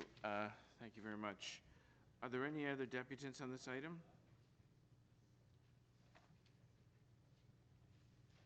Councillor Cole? Yes, I just want to speak to it. Is that fine? Yes. Are there questions for staff? No, I'm good. No? Okay. Just, Speakers? Just briefly, Mr. Chairman, this is a safety issue in that this is a solid wooden fence that is on a corner house, and without looking back, and as you know, we can look over many homes that over the years have perhaps exceeded the city height limits, and also the built on city property. So we could go on forever trying to rectify all those, but, you know, certainly when something like this comes up where it's a new fence and a new home, big, beautiful home, and then, you know, the house was built and then the fence was erected on city property, over the limit. So the neighbor next door is complaining because of the safety backing out of her driveway, and that's a very legitimate concern. So, and I can understand the owner was saying that he did this for privacy reasons, and I don't argue about the need to have privacy, but on the other hand, you know, when it comes to these corner properties, when you're building these fences that block views, you're basically inviting an accident to occur, maybe not this week, next week, but sooner or later there's going to be an accident. And then who do we go after if there is that accident? Who's liable? And then they'll probably come after the city for allowing the fence to be there. So we have no choice but basically to say that this fence is not permissible at this height on city property, and that's why I support the city recommendation. On top of it, I know we can't legislate against good taste, but this is one ugly fence. It's a beautiful area of my ward, of the city, and for the life of me, I just find the look of the fence is even difficult to take, never mind the safety issue and being on city property. So I support the staff recommendation going forward to refuse. So recommendation number 1, the refusal, is before us. All those in favor? Opposed? That is carried.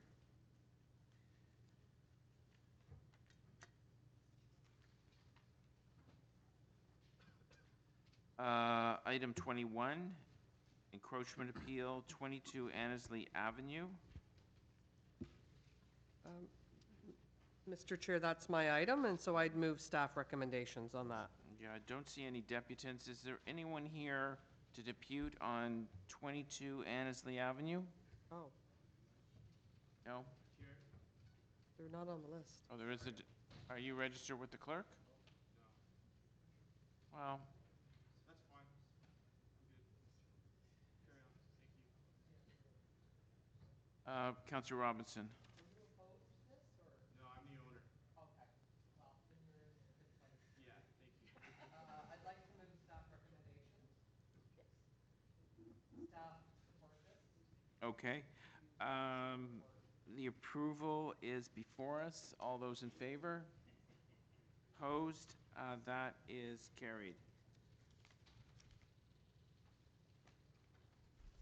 Item number 22, 34 Danby Avenue, application for fence exemption. Frank Lasigio.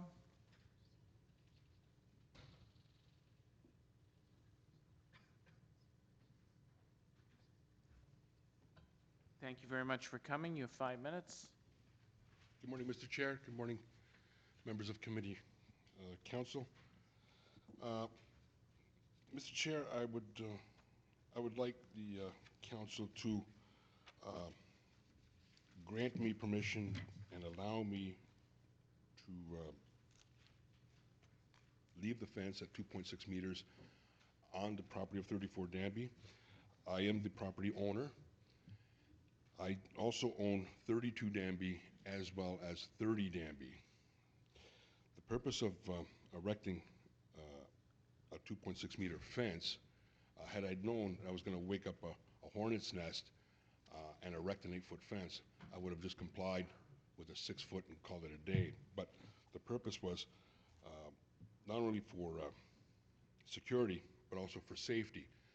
The property entertains a deck at the back, and without that height of fence on the east side of the property, it gives you the illusion of once you pass the handrail, you know, with young people, young kids, they always seem to always be daring and jumping over the rail for whatever reason. What I am trying to do on these properties is to beautify the neighborhood that's existing. there were some really ugly-looking houses on that property, and I wanted to beautify Ward 6.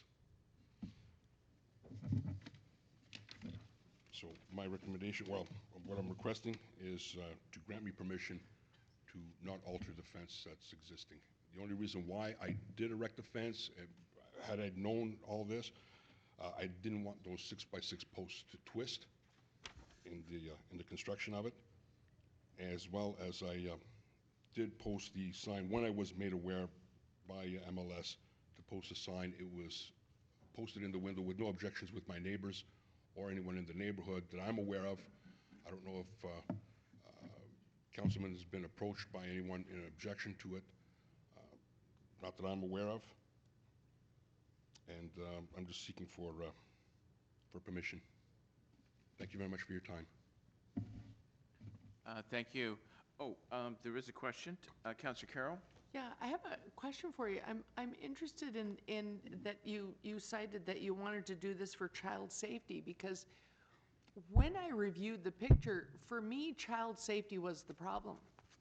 Are you not concerned, if you have children, are you not concerned that because the fence right comes up and meets the deck railing, that a child might be tempted to say, I bet if I climbed over this railing, I could get onto that fence and run along it? It actually creates an easy way to get to the fence. Councilman, the handrail is, according to building code, at 42 inches high. I don't see how. So you don't have to worry about them climbing over? No, I wouldn't think so, no, because it's 42 inches. There's no way that you can step and climb over that rail. So maybe I misunderstood your earlier comment then. What is the child safety issue from your perspective? As you're going down the stairs, as you're going further down, the rail stops, and I didn't want the child to jump over that side of the fence. The rail stops on the right-hand side as you're going down the steps, madam. Right, so the fence now acts as the rail as you're going down the steps. Which makes it easy to climb onto. Not at a very high height. Had I put it at 6 feet, that would mean I would have to add another piece of rail to prevent that from happening. Now I think I understand. Now I think I understand the issue. Thank you. I have a couple questions. Full disclosure, I visited the subject site, which I'll refer to in my comments. Now, this is rear yard, so it's not affecting any driveways or sight lines regarding vehicles or so forth. Correct, Mr. Chair. And you own the property to the east? That's correct. I own the next two lots. So there's no neighbor there. And it's a commercial, or it's a school behind you? Yes, it is. There is a private school. So there's no neighbors that would be negatively affected by this. Thank you very much. Thank you very much. Questions for staff? Councillor Carroll. Yeah, just a quick question. This issue of the fence being there to create a safe barrier to the deck and the stairs down. Do we have rules around what the stairs need to look like on the way down?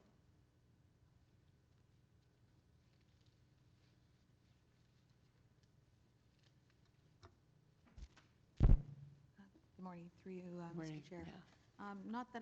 Not within our bylaw. It could be potentially a building code issue. Yeah. But not with respect to the fence bylaw. Is one of the concerns in your view? I'm looking at the picture. The first thing when I looked at this picture at home, my first concern was, boy, if I was an enterprising kid, I'd climb over that railing and be on an 8-foot fence and have some fun. Is that a significant safety issue? As the owner indicated, that the guard meets the minimum requirement. Okay. So therefore, it should not be an issue. Yeah. But again, he was referring to the stairs. Yeah. There is a second photo, attachment number 5. I think that was what he was more referring to on the hand. Oh, right, because the stairs come right up against it. Right. Yeah. So he saved some money by building the stairs to the fence. I just have one other question then, Mr. Chair. If council approves the fence, then there's a condition 2. We can move 1 or we can move 2. And condition 2 is that when for age or whatever reason the fence needs to be replaced, it would have to come into compliance. Correct. It says at the bottom of the report, though, whether we actively move condition 2 or not. If we approve this fence today, you will apply that condition. You will expect if they come in to say, I'm going to replace my fence, any issues, they'll be required, whatever we move, they'll be required the next time this fence is built to comply, whether they own the property next door or not. Correct. Okay, thank you. Just want to make sure. I'm just going to deviate, hold down the current item for 1 minute, as we recognize a staff member who's been transformative in North York. This is Leo DeSorce's last North York Community Council meeting. After 20 years. Yes, he's going to the downtown. He's going to the downtown elites. After 20 years with North York District Office, Leo, Program Manager of Urban Design, is moving to the downtown office where he started with the city to work on citywide projects in urban design. Leo has been an integral part of North York team, shaping the urban landscape in all areas of North York, including Shepherd East Corridor. The Downsview Secondary Plan, which of course impacts the former Ward 10 and the current Ward 6. York University, the Young Eglinton and North York Center. His expertise and guidance to staff and development industry has resulted in improved public realm and architectural excellence, evidence in many projects and areas across North York. We'd like to thank Leo for his contributions to North York and wish him all the best in his new role with the city downtown. I've often referred to him as the king of the Central Park because anytime I had an application, he pushed very hard to make sure a park was right in the middle of the community, which I think is good wisdom in most cases. And whether I agreed with him or disagreed with him, I always listened very careful because he had thoughtful and creative ideas about urban planning. So we wish you all the best, and we thank you very much for your contribution to North York.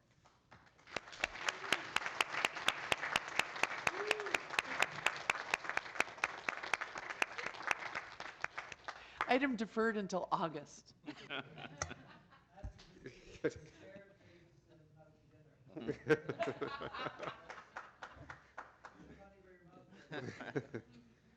Through the chair, I would just like to thank this council and say what an honor it has been to serve the North York Council since November of 1989, when I put my Mac computer in the back of my pickup truck and drove up here after amalgamation.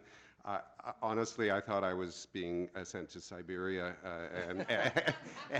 and instead I found a most fertile ground for urban design. I've had the privilege of working not just with this council, but with so many skilled staff in community planning, transportation planning, and my own staff. I'd like to, they're here, and I'd like to point to them. My work is really their work. In particular, Helen Yardis is retiring. Her last day is in 2 weeks, and she's been an integral part of our team, delivering for me, for you, a tremendous amount of urban design stuff. Anyways, it's, I don't want to keep talking because I'm going to start crying. The abstraction of leaving this place, which I've grown to love, is kind of sinking in. And again, I just want to thank you for your support. And I just, the transformation of these mid-century suburbs, which we inhabit, into more urban places, more walkable, a bit denser, but still respecting their character and their landscapes, is the greatest challenge of this generation. We know what to do on the waterfront. We know what to do downtown. This is a brave new world. And I want you to, I want to thank you for being brave together, and I'd like to encourage you to continue to be brave. There's lots of work still left to be done. Thank you. Thank you very much.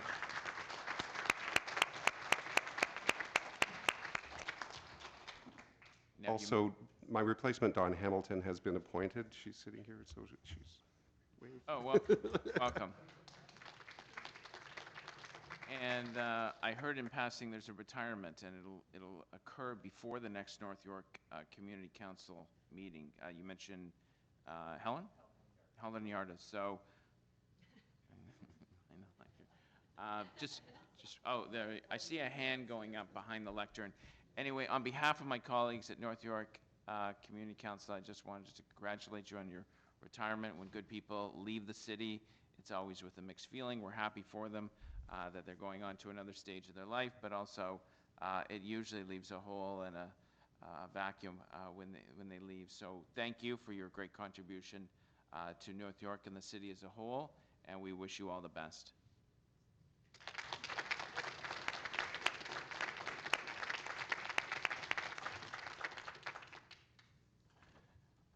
So if we could return to item 22, application for fence exemption 34 Danby Avenue. I think we were on questions to staff. Are there any other questions for staff? Okay, we'll go to speakers. It's my item, so I guess I'll speak first, and you can either agree or disagree. I'm going to grant the exemption. I have visited the site. I took a long, hard look at it. We did have city staff there. This is a rear yard fence. It is not obstructing sight lines for vehicles pulling out of driveways. It's not built on the public right-of-way. The owner owns the adjoining property, so there's no objection there. The backyard is sort of an industrial site. I guess it's soft use. It's a school. We haven't received any objections there. Granted, it's a high fence. I see what he means by safety. The fence acts as part of the railing system going down from the first floor down to from the deck, first floor, down to the backyard. So the fence does act as a bit of a safety barrier to make sure kids can't like fall through the railing or get injured in any way. So I believe in this situation the fence exemption is warranted. The only condition here is that when the fence is replaced, it comply with Municipal Code 447 or its successor bylaw. And I think the owners are satisfied with that condition because we did discuss it, I believe. So I'll be moving recommendation number 2, granting the exemption with conditions. So all those in favor?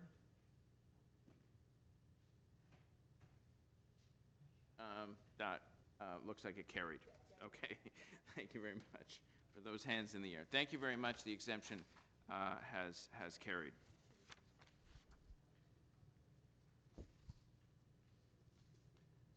The next item is item 23.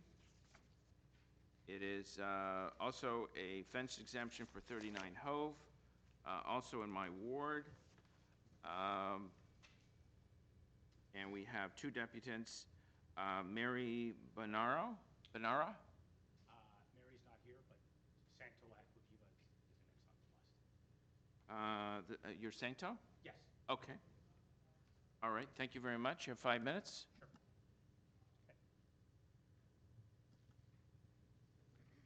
Okay, good morning, Council. My name is Santo Aquaviva, and I'm representing the property to the south, 37 Hove Street.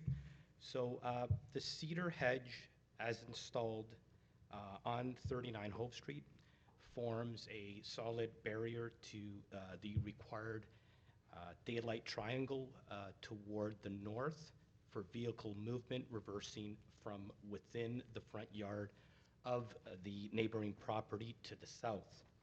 So in 39 Hove Street's current front yard configuration, a vehicle reversing from 37 Hove Street does not have any visual connection to oncoming pedestrian or vehicle traffic from the north.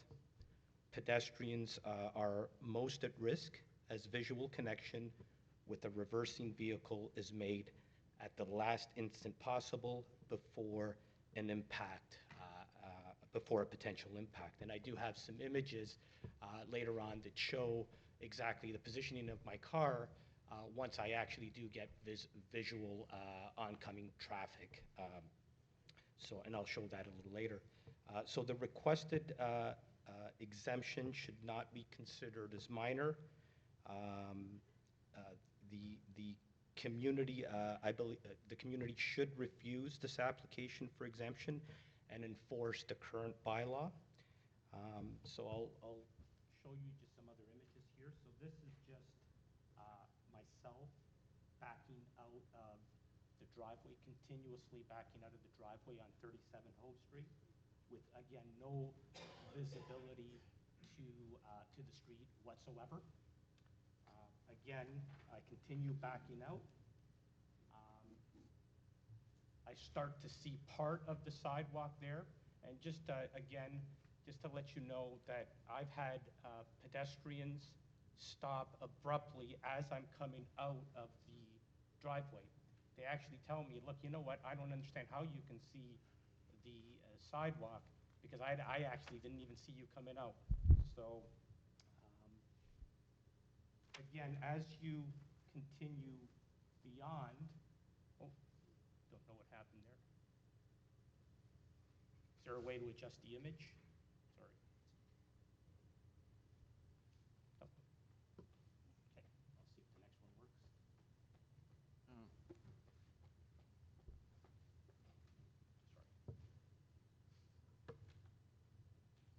Oh, there we go. Okay.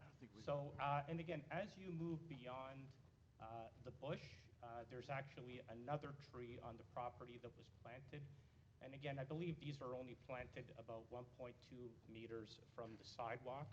Again, I believe these are on public property as well. And in the summer, I've circled that tree where I actually have, again, even further less visibility to the road, especially as that tree fills in. And again, as I back out, that's the positioning of my car when I can finally see the sidewalk. So again, you can see that that my trunk is pretty well beyond half of where, half of the sidewalk. So again, really a big safety issue when it comes to pedestrians, especially pedestrians. Again,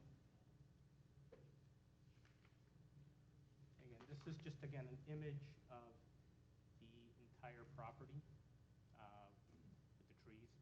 So, again, there were talks about possibly cutting these hedges. We don't think that that's a viable option because, again, these hedges continuously grow.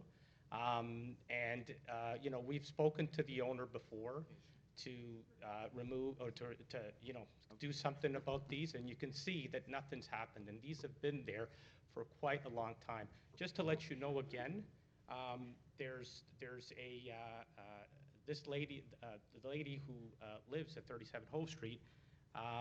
She's about 87 years old. She has relatives that are in and around the same area, the same age range, and you know, quite frankly, especially at night, they've actually told me to stand behind them, behind the car, and actually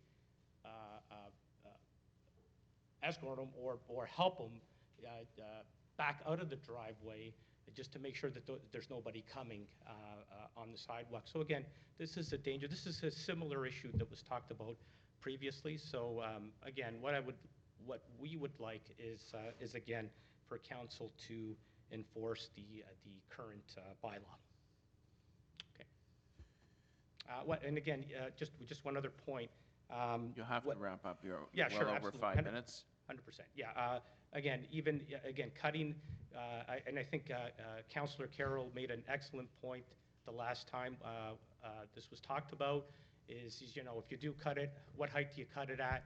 What happens when it grows again? If you drive a truck, you know, your visibility is going to be different than, you know, if you drive a Mini Coupe, for example. So again, that's our recommendation, and hopefully council stands with us.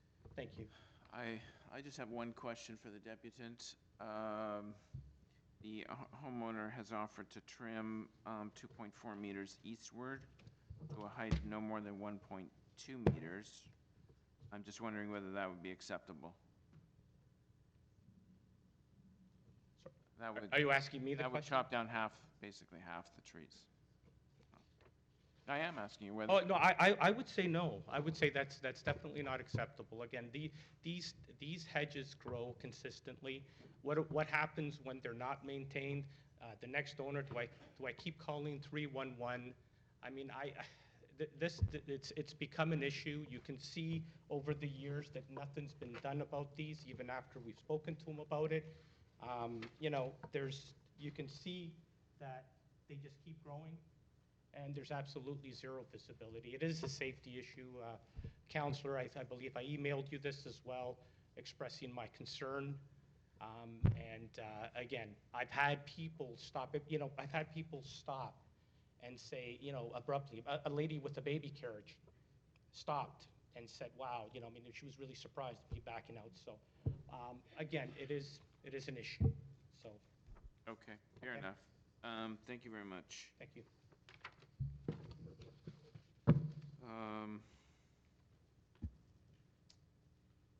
Are there any questions for staff? Are there any speakers other than me? Councillor Carroll. Sorry, I was distracted. Oh, just for clarity's sake, if you're wondering why the owner isn't here, two reasons. One, he's on vacation, he's out of town, and two, he deputed at the last meeting, so he would not have been able to depute today. Yes. Yes, so I remember it well. I'm going to be moving the staff recommendation to not to grant this exemption, so that they'll have to make the gardening changes to bring this into compliance. This is one that is heartbreaking to me, and it's one of the reasons I have this fantasy one day that we set up a little shop where we make anybody who wants to build a fence or do landscaping in a front yard has to come and take a course at the city. And we publicly disclose on a website, these people have taken our course. Don't hire anybody else to work on your property. Because someone was paid a lot of money, I would assume. I don't think this is a home gardener. I think someone was paid a lot of money to create this. There's the box hedge and the trees and then the cedar hedge.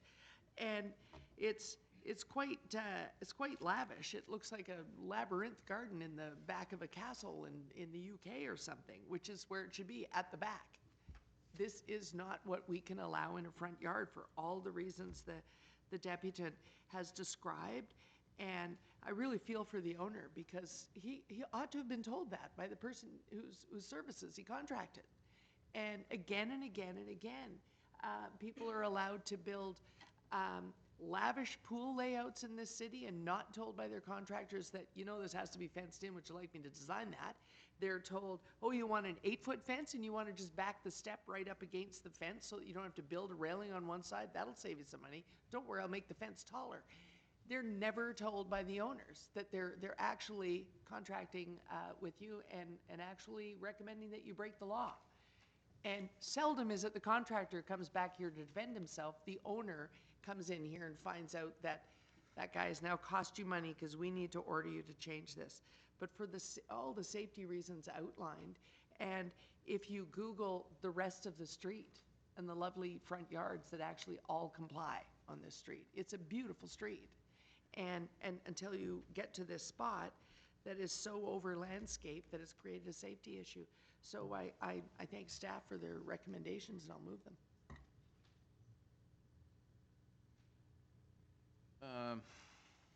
I'll be brief, and I know this is a tough sell. I did visit the site. I visited the site twice with the homeowner, with staff. And there is no doubt these these cedars are problematic. Bringing out a tape measure, and I'll move my motion if we want to put it on the screen so councillors can take a look at it. If we trim back 2.4 meters from the lot line and keep it to a height of no more than 1.2 meters, it would take out approximately half of these cedars and chop them down to the level of the, I guess, the bushes that are currently there which conform, which would create somewhere in the vicinity of half a car length extra sightline viewing, and that would allow him to keep the 3 or 4 cedars that are closest to the house for landscape architectural purposes, as well as meet the needs of safety pulling out of the neighbor's driveway. I can roughly show you on the screen, and I'll turn the chair over to the vice chair. I'll put this on the screen to show you exactly what would be taken out.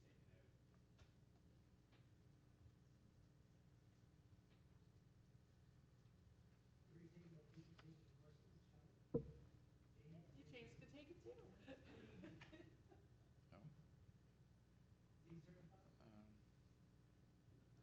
So, just for clarity's sake, the owner has agreed to take out probably about 5 cedars and go back 2.4 meters and keep the height at the, I guess these are bushes or what have you. And then the motion also says there's a trim on a monthly basis. It is true that follow-up is difficult, but if it ever comes back here, we would not grant this leniency.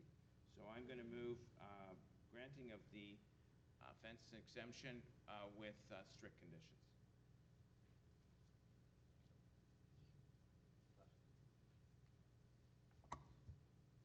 So I have a question of the mover. So did you draft this motion with staff? Would this satisfy the requirement for staff to be in favor of the exemption? Staff have seen the motion. Staff are more supportive of taking the whole thing down. Okay. But I'm willing to vary the procedures if you want to ask staff directly. If you would, and it'll just take 2 questions. Sure. Yeah. So 2 questions, because we're focused on the height of the cedars, but there is another glaring problem here. Is that box hedge at the front, is that sitting on the city's property? Yes, that's correct. It's on city property. Yeah. So okay. So we have that issue, but right now we're focused on the height of the cedars, and that is the reason that it was brought before us. So that's what you evaluated. We're evaluating what's on the private property, not on the city property. Right. Okay, thank you. That would be our Friends in Transportation Services.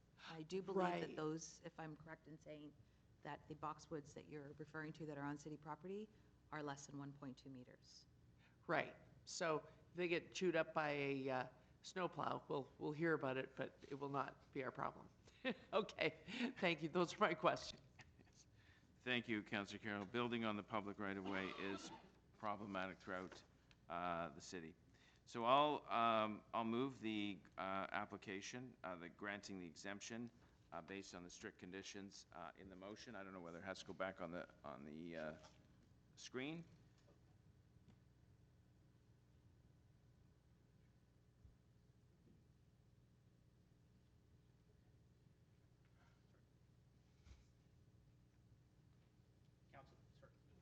All those in favor? Oh, I'm sorry, your time's up. So just so that I understand, if I can understand the... Sure. Time's up. Will the cedars be removed? Yeah, they'll be chopped down to no more than 1.2 meters. I think they'll be flush with the hedge, which is less than 1.2 meters. Sorry, and just what I'm saying is again, those are going to keep growing. I understand. Okay, No, your time, you've had your say. Sure, sorry. I'm willing to put this to a vote. All those in favor of granting the exemption? And we can do a recorded vote, too.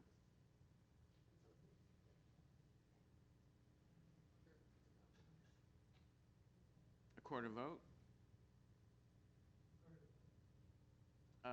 Deputy Mayor Wang, Councillor Pasternak, Councillor Carroll, and Councillor Robinson. Opposed? Councillor Cole and Councillor Fillion. Carries. Thank you very much. Councillor Robinson, we have one of your items held down. Yes, thank you. Which ran into some difficulty in your absence. Yes, so I'd love to expand a little on this, if I might. This neighborhood has been very frustrated with speeding throughout the street, which is currently identified at 50. They're not asking at this time for it to go to 30, they're simply asking for it to go to 40K. If I was more effective, I would put this on the screen over there, but this shows you where Owen Public School is. And this is the street we're talking about, is the first street north of Owen Public School. So you would think this would almost be caught into the Vision Zero catchment area anyway, but there's a 10-year-old that walks to Owen, and he initiated this petition, of which was quite a successful petition. They got 32 signatures from the local neighborhood. And so I have an email in front of me and on my phone from staff stating we wouldn't have any objections to the requested 40K limit. There it is in green highlighter. Also, I've got another one on my phone saying recommending that we put the motion forward. I wish I had got it on, in time to get it to the clerk earlier to give you more time to mull this over. But I don't think this is an extreme ask. And I'll tell you, the residents are very frustrated with this. I've got pages and pages of emails from residents in that area. Not only is there one school, there's actually, as I said on my motion, there's actually 2 schools. St. Andrew's Middle School is also in that catchment area. So I don't think this is a big ask. I understand there's a process. I think the process would have resulted in a no, simply because of the warrants that are in place through the city's criteria. And so that is why I'm walking this on. And I appreciate everybody's position on this, but I really don't see this as a big ask to go from 50K to 40K in an area where families and children, many families and children, this area is just full of families all trying to walk to school safely. So I think this is a reasonable request. Staff have had no objection to it. Again, in writing from City of North York Transportation staff. I also have multiple emails from them on this regard. We also ran the motion by them. They saw the motion, so it's not like we're surprising anybody. It was sent to the senior staff in North York. So I would hope that you would support this request. Okay, thank you, Councillor Robinson. Are there any other speakers on the item? Deputy Mayor Wang. So I don't need to remind members of the committee that there are families on every street, or every residential street, in schools and in every residential community. None different. The difference here is, well, as I said before, as I compared it to Councillor Cole's motion, which I was happy to support, no debate. What the practice in this committee usually is, and has been common practice, is if you want to change the speed limits, you ask for a report from staff. And so that wasn't done in this case. And then so on questioning from staff, what we learned is there was already a study done. The study recommended against it, and I spoke to our transportation staff, and the local councillor was informed of this. And so I think it's a really bad practice, and we're undermining staff and we're undermining the process. When we have a study done by staff, they don't have time to write the report, and what happens in the alternative is a councillor comes and just simply asks for it without disclosing or telling us that staff had actually recommended against it and informed them. I think that is, I think that's an unseemly process and a process that should not be validated by this committee. We should get reports, we should validate them, and we should respect the work and the opinion of our public service, and we shouldn't allow a process like this to take place that actually subverts getting the opinion from the public service. When the local councillor, based on the information that I got from Transportation Services, clearly knew about this. So I'm not supporting it. Thank you. Deputy Mayor Wang. Any other speakers on the item? Councillor Carroll?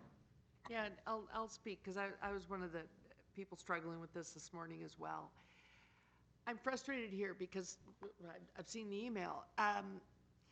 And while I really have sympathy for what Deputy Mayor Wang is saying and respect for it, I think we really put ourselves in this jam several months back and into the last term, because we are, first of all, we're in this gray area because what we are is the district north of the place where this road would be 30 kilometers. Just would be. It would just be 30 kilometers. We wouldn't be having this conversation at all. We're the people north of that.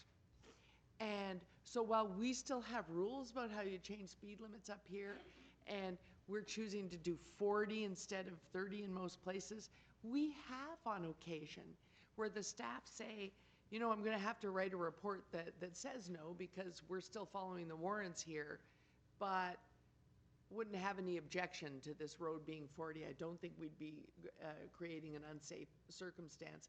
But we've left them in the policy box where they have to say that as an informal comment. We haven't set in place a blanket local road speed limit policy as they've done in the South District, making this an easy thing to determine. So we're really, we've now put ourselves in this awkward position where, while staff have to write reports that reject, what they say offline is now being characterized as something underhand between the councillor and staff, and I don't think that's the case. I think it's that we've put them in a gray area. We're now blurring between an informal conversation and a study and a warrant. But at the end of the day, what we really have is the thing that has helped us make this decision again and again and again, a petition with 30 names on it from this street. It's kind of like a poll, and everyone says, we're okay with this. 10-year-old lad who's walking to school and would like to see 40K. At the end of the day, that's how we would saw this off. We would ask staff to conduct a poll, and here we are with the petition already delivered. On a road where, quite frankly, if not 30, if we had made a blanket recommendation, we're not going to 30, but all our local roads are 40, this one fits the bill. Absolutely fits the bill. And so, while the report hasn't been created here, and while that's still our policy here, the fact that that's still our policy here when an entirely different practice is going on in a different part of town is really on us. And so I'm going to respect the petitioners who say they need this road to be 40 and support Councillor Robinson's motion. Thank you, Councillor Carroll. Councillor Fillion, I saw your hand go up. Yes, I'll support this, and I won't make any further motions today, but I think maybe we need to change our process. It should not be the least bit controversial to have 40-kilometer roads near a school. In fact, I don't think there should be anything more than 40 kilometers in a neighborhood where kids walk to school, except on a major arterial road. So I think we probably need to adjust our policy so that Councillor Robinson wouldn't have had this difficulty bringing this in. Thank you. And, Councillor Cole.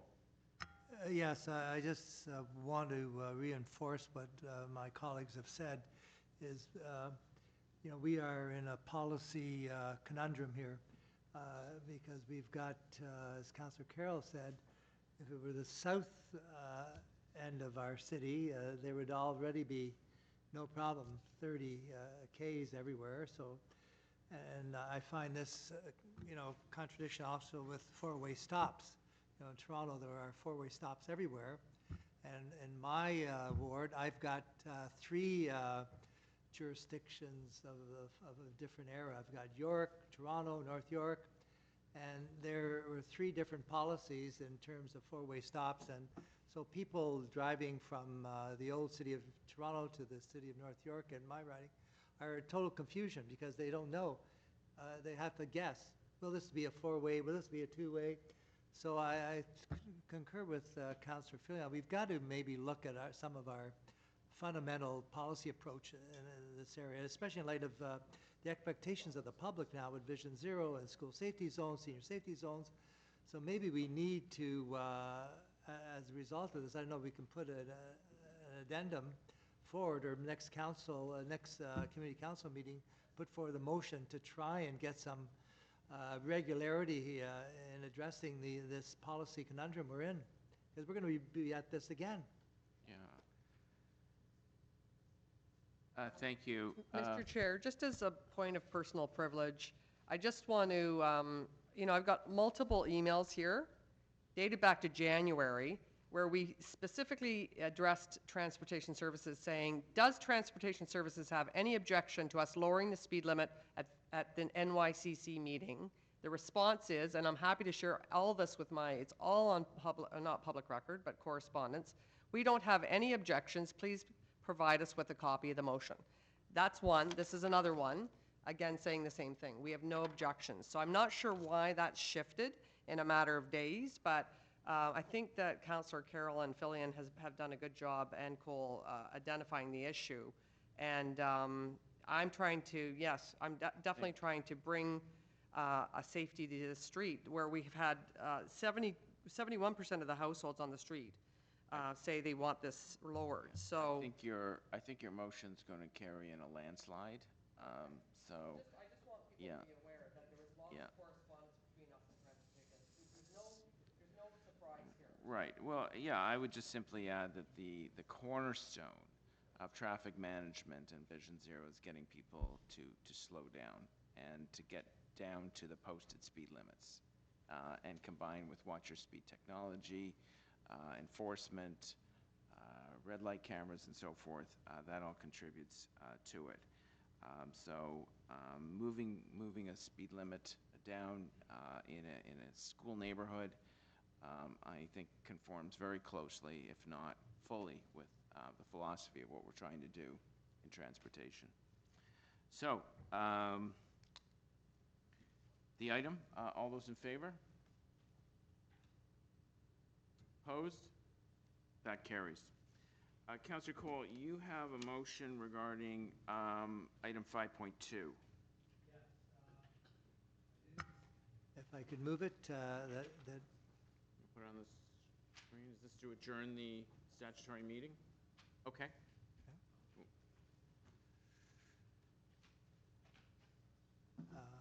my motion is that North York Community Council adjourn its public meeting under the Planning Act until May 22nd, 2019 at 9:45 a.m. I so move. All right. All those in favor? Opposed? That is carried. Councillor Cole, you have a motion to introduce and enact certain bills?